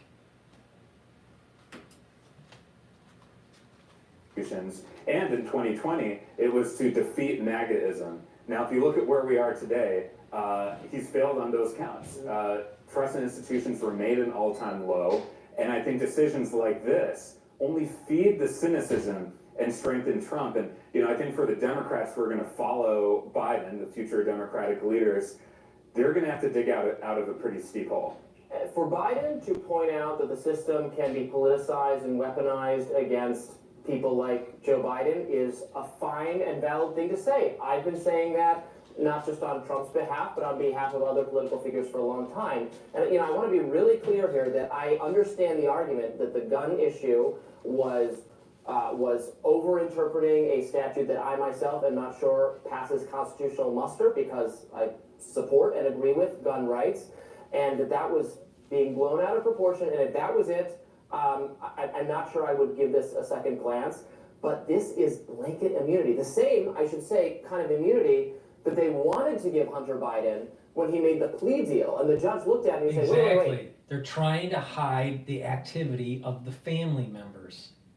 Joe Biden, the big guy, got 10%. That's what they're hiding. This covers everything. This stops a future investigator saying there might be something to look into with the influence peddling. That is what Americans, Trump supporters, conservatives are outraged about. Not that he improperly filled out a form related to a guy. I mean, drug addicted people should not have dangerous weapons, fine, so I won't say it's totally baseless, but it was a minor issue. What matters to people is whether Hunter Biden got away with leveraging his connection to his dad to foreign interests. Trump was impeached over Ukraine-related Biden diplomacy that maybe Hunter was benefiting from. We don't properly know. There's nothing to charge him with yet. But to take that off the table, that's what Joe Biden just did, and that's what's so scandalous. And I'm glad you're pointing to this issue, because there's a reason why this blanket pardon goes back to 2014. One of the reasons is likely that's when he joined the Burisma board. Yes. And I truly think that, yes, we're talking about the tax issues, we're talking about the gun issue, which I agree with you is probably overblown in context, but this influence peddling is part of the issue that's eroding and just eating away at the trust of our government right now. Part of the takeaway from this past election is that I think voters generally feel like the elites have gotten too powerful and that they've gotten away with too much. And then you see a pardon like this, it just further reinforces that narrative. And now it's very possible we may never know what Hunter Biden was doing specifically about influence peddling, except for what he's already said publicly, which is he would not have gotten some of those positions, some of those very lucrative board seats, if his last name was not Biden. I think it's clear. This is the premium Garmin Duffel 45 liter by Half Day. It's a transforming 2-in-1 travel duffel bag for long weekends, weddings, and business trip. I think it's clear the politics of this are very bad for Joe Biden and the Democrats. It seems, very hypocritical. It's being done. There's no, Biden's party has lost his reelection. Democrats are going to be out of power. There's not an immediate political cost to pay. They've already lost. The battle is over. They lost. So the thinking must be, might as well do this now. Last chance to do so before he leaves office, and it's not going to. There's no immediate political cost to pay because they've already paid the political cost of their bad decisions. Nevertheless, I think just tactically, strategically, it is wise for Democrats, up and down media figures to just condemn this as opportunistic and hypocritical. Some are doing so. I saw Colorado Governor Jared Polis, who's a Democrat I like, did that. Others, like Eric Holder, crawling out of the woodwork to say, oh no, this is all fine and dandy. It's incredible. Yeah, well, Governor Polis is positioning himself in an interesting way to be more independent-minded here. Yes. And he said, I think, what's on the minds of a lot of people. As a father, you might be able to sympathize with the father-son relationship here, but you can't put your family ahead of the party. I mean, how many times did we hear in the campaign, country above party, and that It's all about God, country, and family. And the Democratic Party has a tendency to erode God, country, and family. All right? The family unit. The problem that we have is there's too much corruption in our politic. This pardon with Hunter is to hide the big guy's 10%. That's what this is all about. But like I said, this is the surface. The reality of the situation is it's the corruption. You got to go to the root cause, the corruption. By slow walking the laptop from hell and not investigating it back in 2020, it interfered with the election. The FBI interfered with the election by not investigating. The FBI and the DOJ interfered, also the mainstream media interfered with the 2020 election by pushing a narrative that was wrong.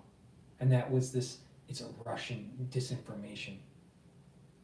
Well, let's just push that until after the election, and then we can have it come out that it was real. The system isn't beholden to the will of the people. That's a problem.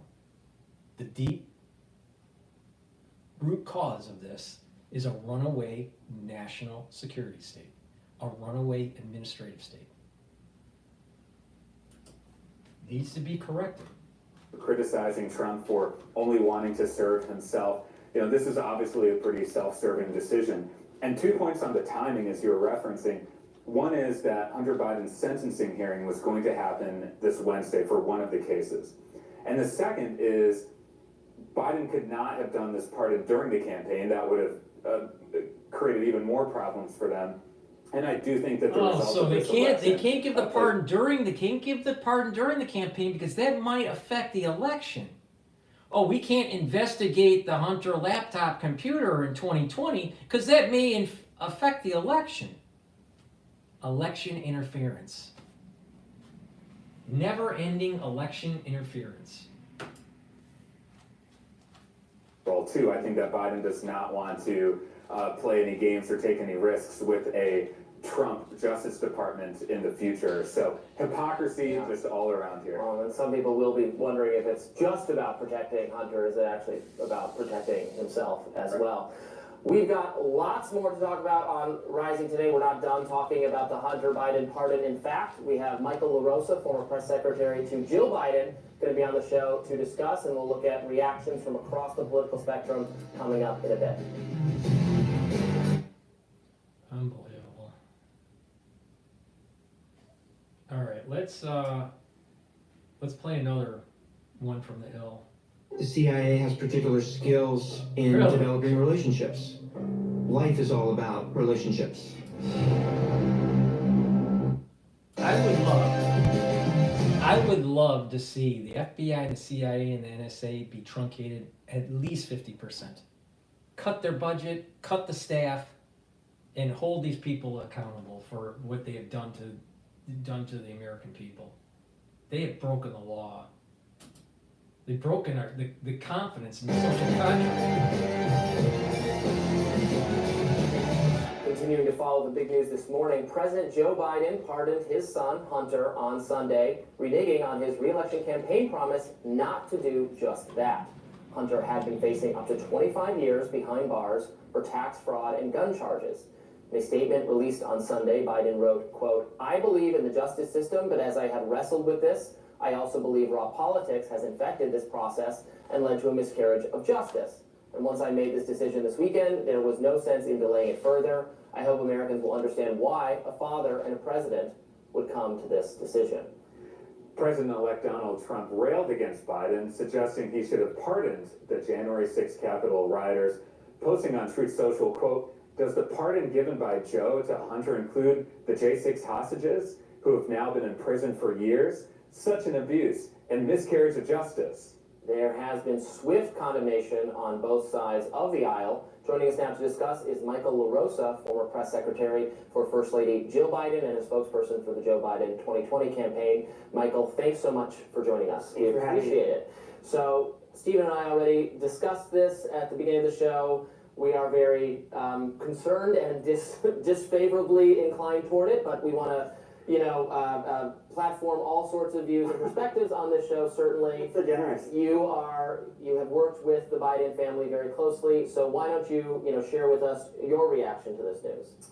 Well, I think legally, I'm glad he did it. I'm a true believer that this all came about in 2018 because Michael LaRosa sounds like a wussy.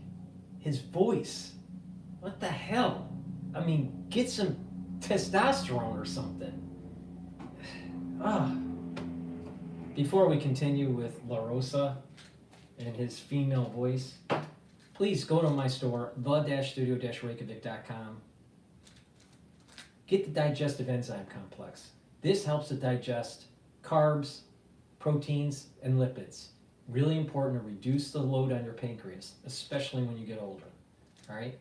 If you work out, taking the digestive enzyme complex will help to break up your food to be able to refuel your body after your workout, so you'll recover quicker.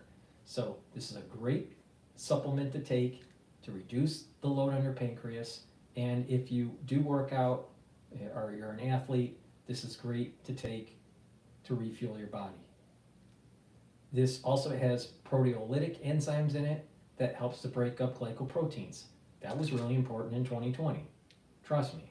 And bromelain, which is fibrinolytic, which is really important to break up clots, which is really important post-2020. So go to my store, the-studio-reykjavik.com, and get the digestive enzyme complex. Very high quality product. Go to the store, the-studio-reykjavik.com. And I have a great dual purpose product called olive leaf extract. You take this every day. This helps with your cardiovascular health and your immune system. How it works is it brings down inflammation, lowering those pro-inflammatory cytokines, and also it will bring down the LDL and increase your HDL levels. So it's improving your cholesterol. So if you want to boost up your immune system and your cardiovascular health, this is a great product to take. It's dual purpose. It's a great way to go down that path to improve your health. Please go to my store, the-studio-reykjavik.com, and get the olive leaf extract. All right, let's go to Michael La Rosa, the one that doesn't have testosterone. President Trump's obvious threat, political threat, was Joe Biden. And he went to the Justice Department and had his prosecutors target the publicly, troubled son of the former vice president.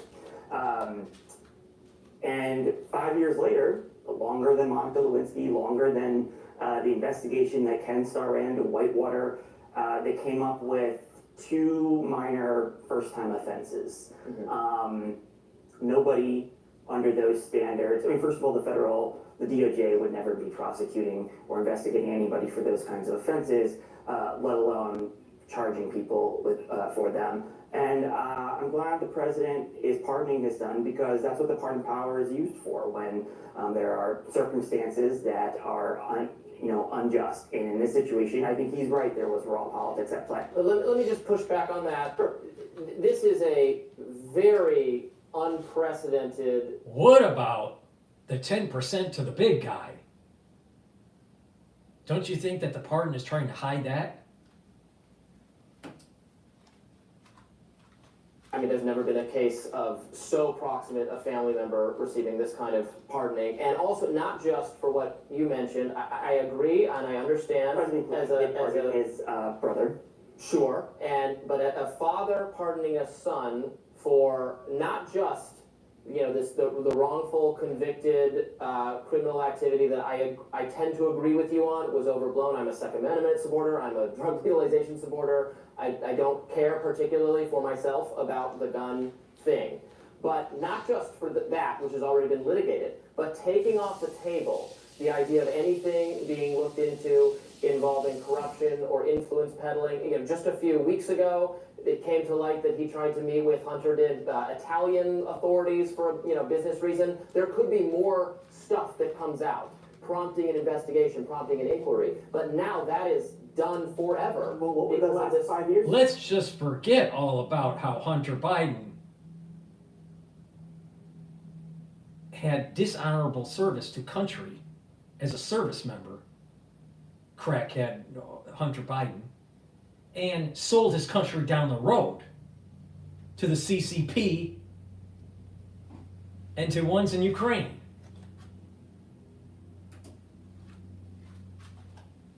What were they doing for the last 5 years? If they Well, if were, you want to say that the Trump people didn't do an effective job of investigating these things, sure. I think Republicans they were failed to. They were Trump appointed prosecutors. They had 5 years. I mean, I would think that they would have had the resources and the time. Remember, it was no secret that he sat on the board of an international energy company. La Rosa Trump had a FBI and DOJ that wasn't working with him. They were slow walking everything for the benefit of the Biden family and the deep state. Because I wouldn't be surprised that FTX and the crypto bro, Sam, with all his donations and things that were happening with Ukraine, that there was some sort of money laundering going on. Private company, not a foreign government, so he didn't have to apply to register for FARA under those circumstances. It wasn't a foreign government, therefore I assume that's why they couldn't make a FARA charge in the first place. So, Michael, just to zoom out for a second, I do think looking at Biden's state, and he talks about the influence of raw politics, I think there's a chance that that's true.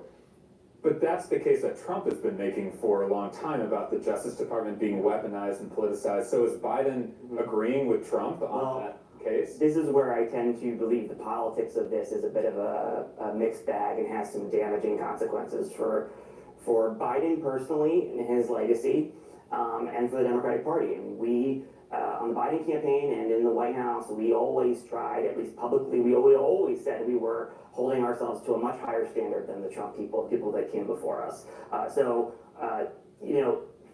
It looks kind of like the president only discovered this was raw politics over the weekend. I think we live in a political system now that rewards authenticity.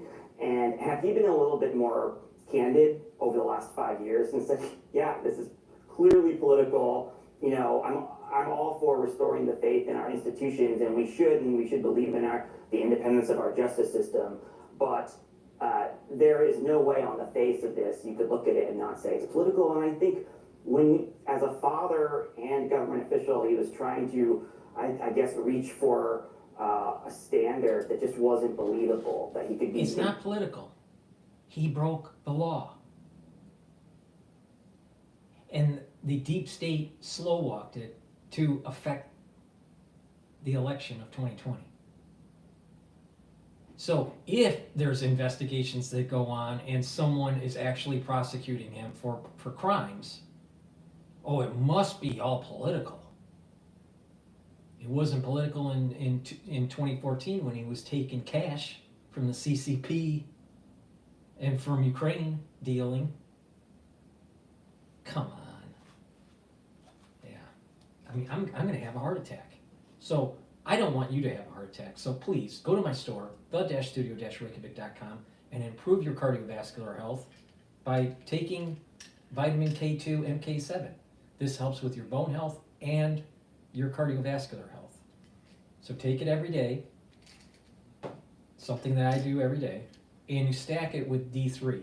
D3 helps to absorb calcium, works really well with K2, and D3 is a gene expression cofactor, so you get the right processes in your cell being expressed. And D3 is really important to get rid of cells that need to go into apoptosis. That's really important, especially when the cells are infected. So please, go to my store, the-studio-reykjavik.com, get the D3, take it with the K2, it helps with your bone health and your cardiovascular health. This is a great stack. So please, go to my store, get the D3 and the K2, so you don't have a heart attack. Because what's going on in our politics just raises your blood pressure. Partial with something that most fathers can't be Do you think he always intended to pardon Hunter if it got to this? Because he said in no uncertain terms that he would not take this action. When asked about it at the White House press secretary, Karine Jean-Pierre, said repeatedly that he had made up his mind to never do that. There's no way around it that he has broken. News alert, Robbie. The whole Democratic Party for the last 4 years has been lying to the American public. promise, do you think he always intended to, or he genuinely changed his mind, or after he lost, he said, well, I don't have to be held to any of my promises now, there's no political consequence? No, and I have no, the truth is, I have no idea, but I do know that it's the second major reversal in 6 months that will have damaging consequences on the party that he leads, and turning over to somebody else. And so I think it's unfortunately an unnecessary slap at his legacy, another one. But legally, the right thing to do. I wish he had been more consistent, and I wish he had left the door open to something that was so personally connected. I wish he would have left the door open from the beginning. Well, to your point about the consistency and authenticity in the messaging, I completely agree with you that his messaging should have been much more open to this eventuality. We know that if Trump were in the same position, he would have done that. And so my question is, you've worked in the Biden White House. What is it about the culture of the White House, particularly among the communications staffers, who are saying this consistent message of we're not going to pardon Hunter, only to reverse that? Why not just say what's closer to the truth? Right. I have no idea, but I was a huge advocate for shining a light on vulnerabilities, turning weaknesses into strengths, and transparency. And I was up against a lot of resistance, and as an outsider, I was not at the top of the seniority list, and certainly they didn't want to hear that from me. But you make a really good point, and one that I've always struggled with. And I don't know if the president is a victim of a very bad gut or very bad guidance that he consistently gets when it comes to public relations and communicating in a modern media environment. I really do think voters reward imperfections, loyalty, vulnerabilities. In fact, that's what people connected with Joe Biden the most on, that he wears his heart on his sleeve, and that he is candid. And the fact that he wasn't, and the fact that he was sort of placed on this leash over the last 2 years, and really the humanity in Joe Biden that everybody has always appreciated, that he received enormous goodwill for over the years, was kind of taken away. And ultimately, I can't say enough that I have always, tried to show a different route. That Joe Biden is a candid person. What about the diary of his daughter? What about, sleeping with the babysitter?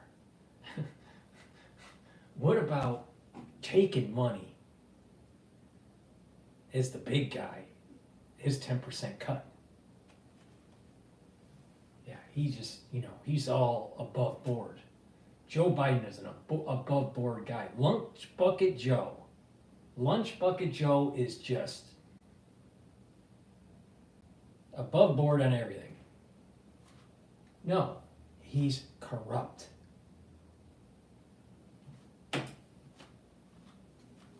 For them to take when it comes to being transparent, and why candid and honesty and direct communication is actually just a rewarding principle now in politics because of the media age we live in. And I think as a Democrat, I'm scared to say that if there's one great contribution Trump has made, it is the fact that being yourself gets rewarded by voters. How do you think Democrats should handle this? They seem a little split right now. I saw, for instance, Colorado Governor Jared Polis strongly denounced the move while expressing sympathy for the position Joe Biden was in. Eric Holder responded to that, saying, no, this was the right thing to do. So I've seen many people defending it. I've seen many people not defending it. For my money, I think just strategically, Democratic political figures should pounce all over this, as Republicans are being accused of doing by the mainstream media. What advice would you give? Yeah, I mean, it's a good point, and I actually haven't thought about how I would advise somebody else on this right now, because the president's an easy target. He's put himself in a position to become an easy target. But wouldn't distancing oneself from it, isn't that a failing of Kamala Harris, that she didn't, at least, in a time where Americans showed they had a massive appetite for change, that she didn't say she would do anything differently? Sure, but I don't believe that there was the campaign has explained that she didn't want to put separation between her and the president for loyalty reasons, and that she was part of that team. But you want to win. But you want to win. You want to win, yes, but you don't want to be disingenuous. So obviously disingenuous. And there were ways, I strongly believe, to communicate. For example, on fracking, that she could have talked about how much damn oil we've been drilling for the last 4 years, more than Trump ever did. And she didn't talk about any of that. And she could have just said, "You think I'm actually going to ban fracking? Look what we have done." Biden Harris has done for the last 4 years. He didn't come close to creating more barrels of oil, millions of barrels of crude oil a month than we have over the last 4 years. There are plenty of ways she could have provided distance without being disingenuous or, disloyal. One interesting idea I saw from Andrew Yang was that he should have pardoned Hunter Biden and Trump. Do you think that Joe Biden should have done that? I mean, the court system has basically pardoned him, right? They've sort of cleared him of all the charges from what I know. Yeah, future administration could, I guess. They could. I mean, we'll see. I tend to think these things we should just move on after the legal remedies are exhausted, and it seems like the pardon extends back to 2014, like you said. So. Do you think he would have done this if he'd stayed in the race and won re-election, or if Kamala Harris had won? Yes. Would he have still done the pardon? Do you think? Yes. If he had stayed in the race and he won. Because right now there's no political cost to bear. Right. The party's lost. So there tend to be pardons being made. Ending days and hours of. He would have pardoned his son either way. It wouldn't matter. Please go to my store, the-studio-reykjavik.com. Since we're all having a heart attack right now because Hunter Biden is pardoned by his father, Lunch Bucket Joe, go to my store and get the omega-3. This helps to lower your LDL levels, increase your HDL levels, improves your cardiovascular health. Really important to take every day. Go to my store, the-studio-reykjavik.com. It is synergistic with nattokinase. Nattokinase not only breaks up clots because it's fibrinolytic, but it also helps to lower your LDL levels and increase your HDL levels to improve your lipid profile. Very important. A lot of people in the United States have problems with asthma, with cardiovascular disease, with diabetes, kidney function. A lot of these things could be mitigated, if not completely alleviated, by changing lifestyle and doing some simple things. But what happens is that it festers, it becomes chronic, and then further disease starts to take place and further damage to the body. And it's harder to revert. So if you take my advice and be proactive with your health now, you're going to spend less time and less money when you're older trying to treat disease. Trust me on this. I've seen a lot of older people that have problems and that, it's too late a lot of times. Sometimes you can manage them, but you have someone that has, heart failure or early heart failure or heart disease that's starting to slowly turn into heart failure. It's too late. It's too late. You put them on some beta blockers, depending on what type of disease they are, or you give them some anti-arrhythmic drugs, and it's just a downward spiral, and the heart gets weaker and weaker and weaker over time, and eventually gets into heart failure. Or they have high blood pressure, and you're trying to control the high blood pressure, and that high blood pressure is remodeling the left ventricle, and all of a sudden it's not pumping as well, and there's a backflow going into your lungs and causing further damage on your right side of your heart. Bam. Too late. They start having a heart attack, and their life is flashing in front of them. They're in the hospital, and they don't know what's going on. right? They're scared. They're on death's door because they didn't take action early on. Now, a lot of people, this is just going to fly over their head. They're not going to care because of cognitive dissidence or whatever. But that's what's happening in America. Lots of disease is because of lifestyle. Now, you can stop that if you pay attention to me. If you don't pay attention to me, you will increase your chances of having that kind of event taking place when you're 60s, 70s, 80s. Do you want to have longevity? Do you want to, live with vitality? Or do you want to live with crepitness? You want to be, a person that is immobile. You don't want to go down that road. Trust me, you don't want to go down that road. So it's important to take the supplements, to be proactive, to move around, to exercise, to do a little bit of cardio, do a little bit of resistance training.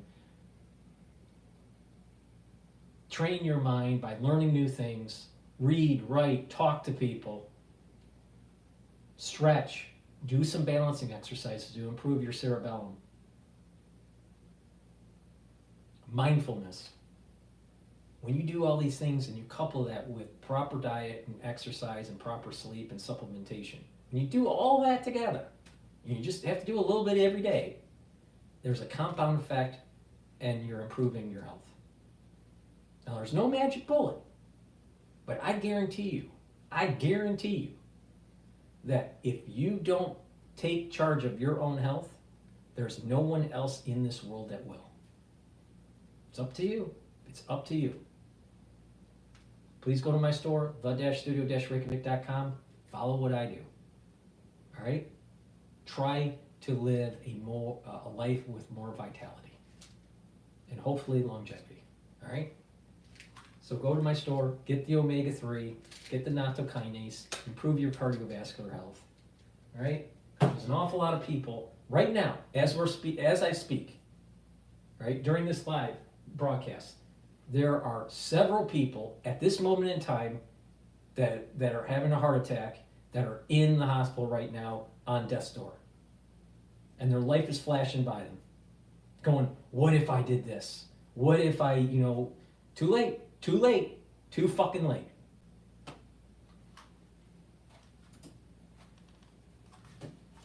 Overly cautious. Is Hunter Biden secretly going, yes, Dad lost, I can get my heart in now? Given the overly cautious nature, I think, to a fault, and to the fault of many around him, I tend to think that had he been running and had he won, he would not have done that. Fascinating. And one thing that I think gets lost from all this is there are a lot of people who do not have access to political power and privilege who might benefit from a second chance. And I'm hearing from a lot of clemency advocates today saying that Biden has not done nearly the kind of pardons that Obama did towards the end of his presidency, when Obama pardoned many nonviolent drug. Well, and there's still time. Yeah. He has until noon on the 20th, I think, to pardon people and to grant clemency. And so I assume that there is a long list that will, be disclosed by the White House on January 20th of folks who did. And to me, this is where I am with the president on this. This is not so much about a second chance. This is about if his last name weren't Biden, would these charges have ever been brought? Or would there ever have been an investigation into... But do you think that's true in the tax case? If his name wasn't Biden, he wouldn't have had these fancy board positions to make millions of dollars.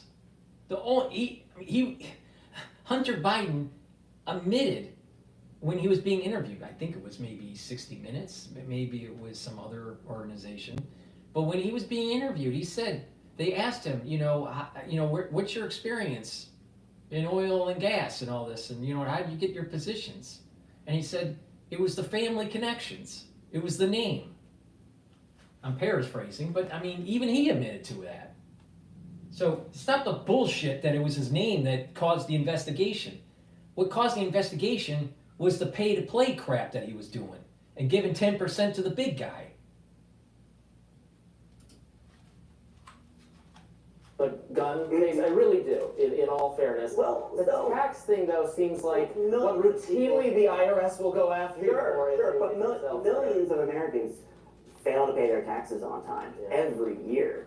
And the fact that he paid his taxes back in full with penalty and interest years before he was charged seems a little overzealous to me. Would you really want to spend federal resources on somebody I don't want to spend federal resources on anything tax related. I want to simplify the tax code, make everyone pay less. But do you want to go to this trouble of investigating somebody for 5 years on a first-time tax offense in which he paid the government back the taxes plus penalty plus interest?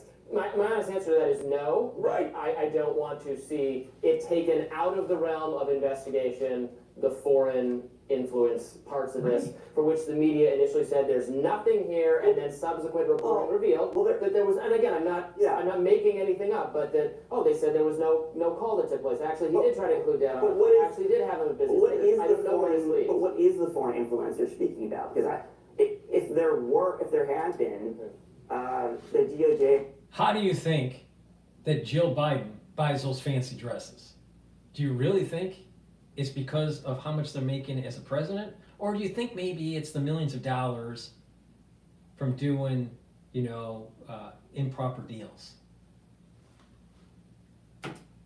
They travel a lot too. Enough resources to bring those charges. But what is it that you see that they didn't see, I guess? Well, I don't know what is out there because it has not been looked at yet in full. But there have been continuous revelations over time about what it involved, what was being asked for, the salary version of payment. We do have to re-examine the term influence peddling. This is a very broad term.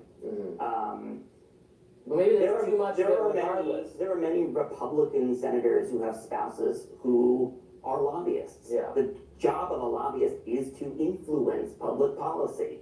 Hunter was not a registered lobbyist. He was not a registered foreign agent.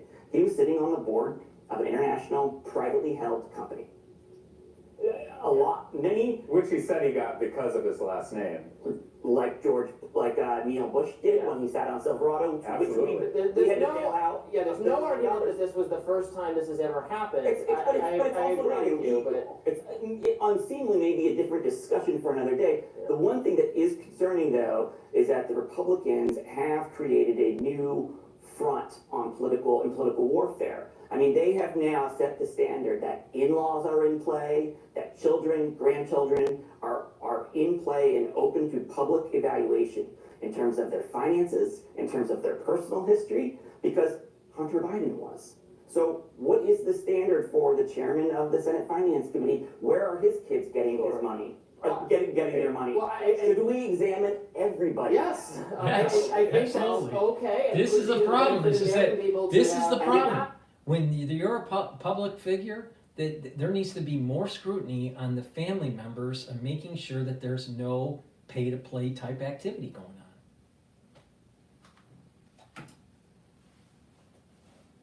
You're not, your 14-year-old, but someone who is politically or financially benefiting from your cozy relationship with the industries you're supposed to be regulating. If that gets a second look, that sounds fine by me. And if the Democrats have any balls, they will now take this to campaigns and evaluate every candidate and challenger the same way that Joe Biden's family was evaluated on. All right, Michael LaRosa, we appreciate you coming on the show to make the case. We want to hear from all sides. We do appreciate it. More Rising coming up right after this. Before we go to Bloomberg, please go to my store, the-studio-reykjavik.com, and get the NAC. NAC is something that I added to my stack. This is important because it boosts up the glutathione levels. It's another pathway to soak up free radicals. By soaking up free radicals, by using antioxidants, what's going to happen is you're going to slow down the aging process. You're going to reduce stress on the cells. You're going to boost up your mitochondrial health. You're going to have more energy. And that means that your systems are going to work better. All different systems, endocrine system, exocrine system, immune system, many different tissues. In addition, NAC also helps to detoxify your liver and your kidney, especially if you take acetaminophen. And It also helps to calm the nervous system, put it in more of a parasympathetic state. So it reduces anxiety. So take NAC, all right? Boost up those glutathione levels, soak up those free radicals. This is a very powerful supplement. Add it to the stack. This is synergistic with NAD+, resveratrol, C60, ubiquinol. There's a lot of ways to stack this. So please go to my store, the-studio-reykjavik.com, and take the NAC. And lastly, structural nanosilver gels. I have two types. I have it in the tube form and also in the easy to dispense form. This is great for traveling in a bag or whatever. This is a dual purpose product. This will help to heal your skin. If you have an abrasion, a cut, a minor burn, it'll help to heal it quicker. You can use it as a daily skin care. Put it on your skin and put it on for the day and then exfoliate, or put it on before you go to bed and exfoliate in the morning. You'll notice your skin's clearer and tighter, especially around your face. And structural nanosilver gel can be used to neutralize pathogens. You put it on your hands, around your mouth, around your nose, around your eyes, around your ears. Lightly coat your nostrils, and it'll stay active and protective for 5.5 hours. Really important during the cold season. Really important when you're going to school or at work, or you're in a dense area where it's the cold season and you don't want to get it sick. Now, a lot of people don't realize that the average person will get sick 3 times a year, all right? And when you get sick, even if it's benign, even if you have just a minor cold 3 times a year, it takes about 5 to 7 days to clear. And then it takes 2 to 3 weeks additionally to remodel the damage that the inflammation caused. So that means that anywhere from 3 to 4 weeks for every single time you get sick, even with a benign, mild, moderate cold, it takes from the moment that you get sick to the moment that your body is fully healed, 3 to 4 weeks. The average person is sick 3 times a year. That means 12 weeks out of the year, you are sick / remodeling damaged tissue. Now you wonder why your immune system is chronically inflamed. Now you know why that you age quicker. If you mitigate getting sick, where you're only getting sick once a year, then you're not getting sick at all, then your body has the time to remodel and to heal other areas of the body instead of constantly fighting some sort of mild cold or infection. This is the reason why I said you want to slow down the aging process, bring down inflammation by taking the turmerics and the ashwagandha, neutralize pathogens by taking the structural nanosilvers, and soak up free radicals, because when you're sick, you produce a lot of free radicals. All right? And when you do that, you're slowing down the aging process. So go to my store, the-studio-reykjavik.com, take the structural nanosilver gel, and take the tube form or the easy to dispense form. Do that. Go to my store, the-studio-reykjavik.com. Use it on a regular basis for skincare, but also use it during the cold season to mitigate catching something. Really important. A lot of people don't realize that even if something is mild, if you get it periodically throughout the year, it takes time for your body to remodel. So it's soaking up. So you're throwing away, the average person is throwing away 12 weeks out of the year. 12 weeks out of the year where the body is remodeling or sick. Just with common cold. Now you add in some other stuff like osteoarthritis and constant inflammation from there, or bad gut, or peptic ulcers, or high blood pressure, or poor diet and it's inflaming, causing inflammation. When you're chronically inflamed, now you know why your body ages so quickly. Now, a lot of people don't tell you this, but if you follow what I'm saying you're gonna slow down the aging process and your tissues are gonna be healthier. It's very simple. All right, let's go to Bloomberg. This guy that's, the head of, political power or whatever this show is called, he looks inflamed, but, It's the final month of trading for the year, and we're going to be looking closely, with Abigail's help, for the rest of this calendar year at how the Trump trade is evolving, because we have seen quite a move, of course, since the election, and all I keep hearing about is a melt-up and a Santa Claus rally for the rest of the year. So let's get to Bloomberg Markets correspondent Abigail Doolittle. I don't know about the Dow here, but the broader market's looking pretty good, Abigail, so the melt-up continues. The melt-up does continue. Right now we have the S&P 500 higher by about 0.2%, but that tech-heavy index, the NASDAQ 100, up more than 1% on the year. The S&P 500 up more than 25%. And going back a number of years, whenever the S&P 500 has had that kind of a gain from January through November, it has gained in December by more than 1%. So history suggests December will be kind of stocks. You were just talking about that Trump trade. So of course, some of the gain this year has to do with the Trump trade and the idea that the future administration will be good for the economy and markets.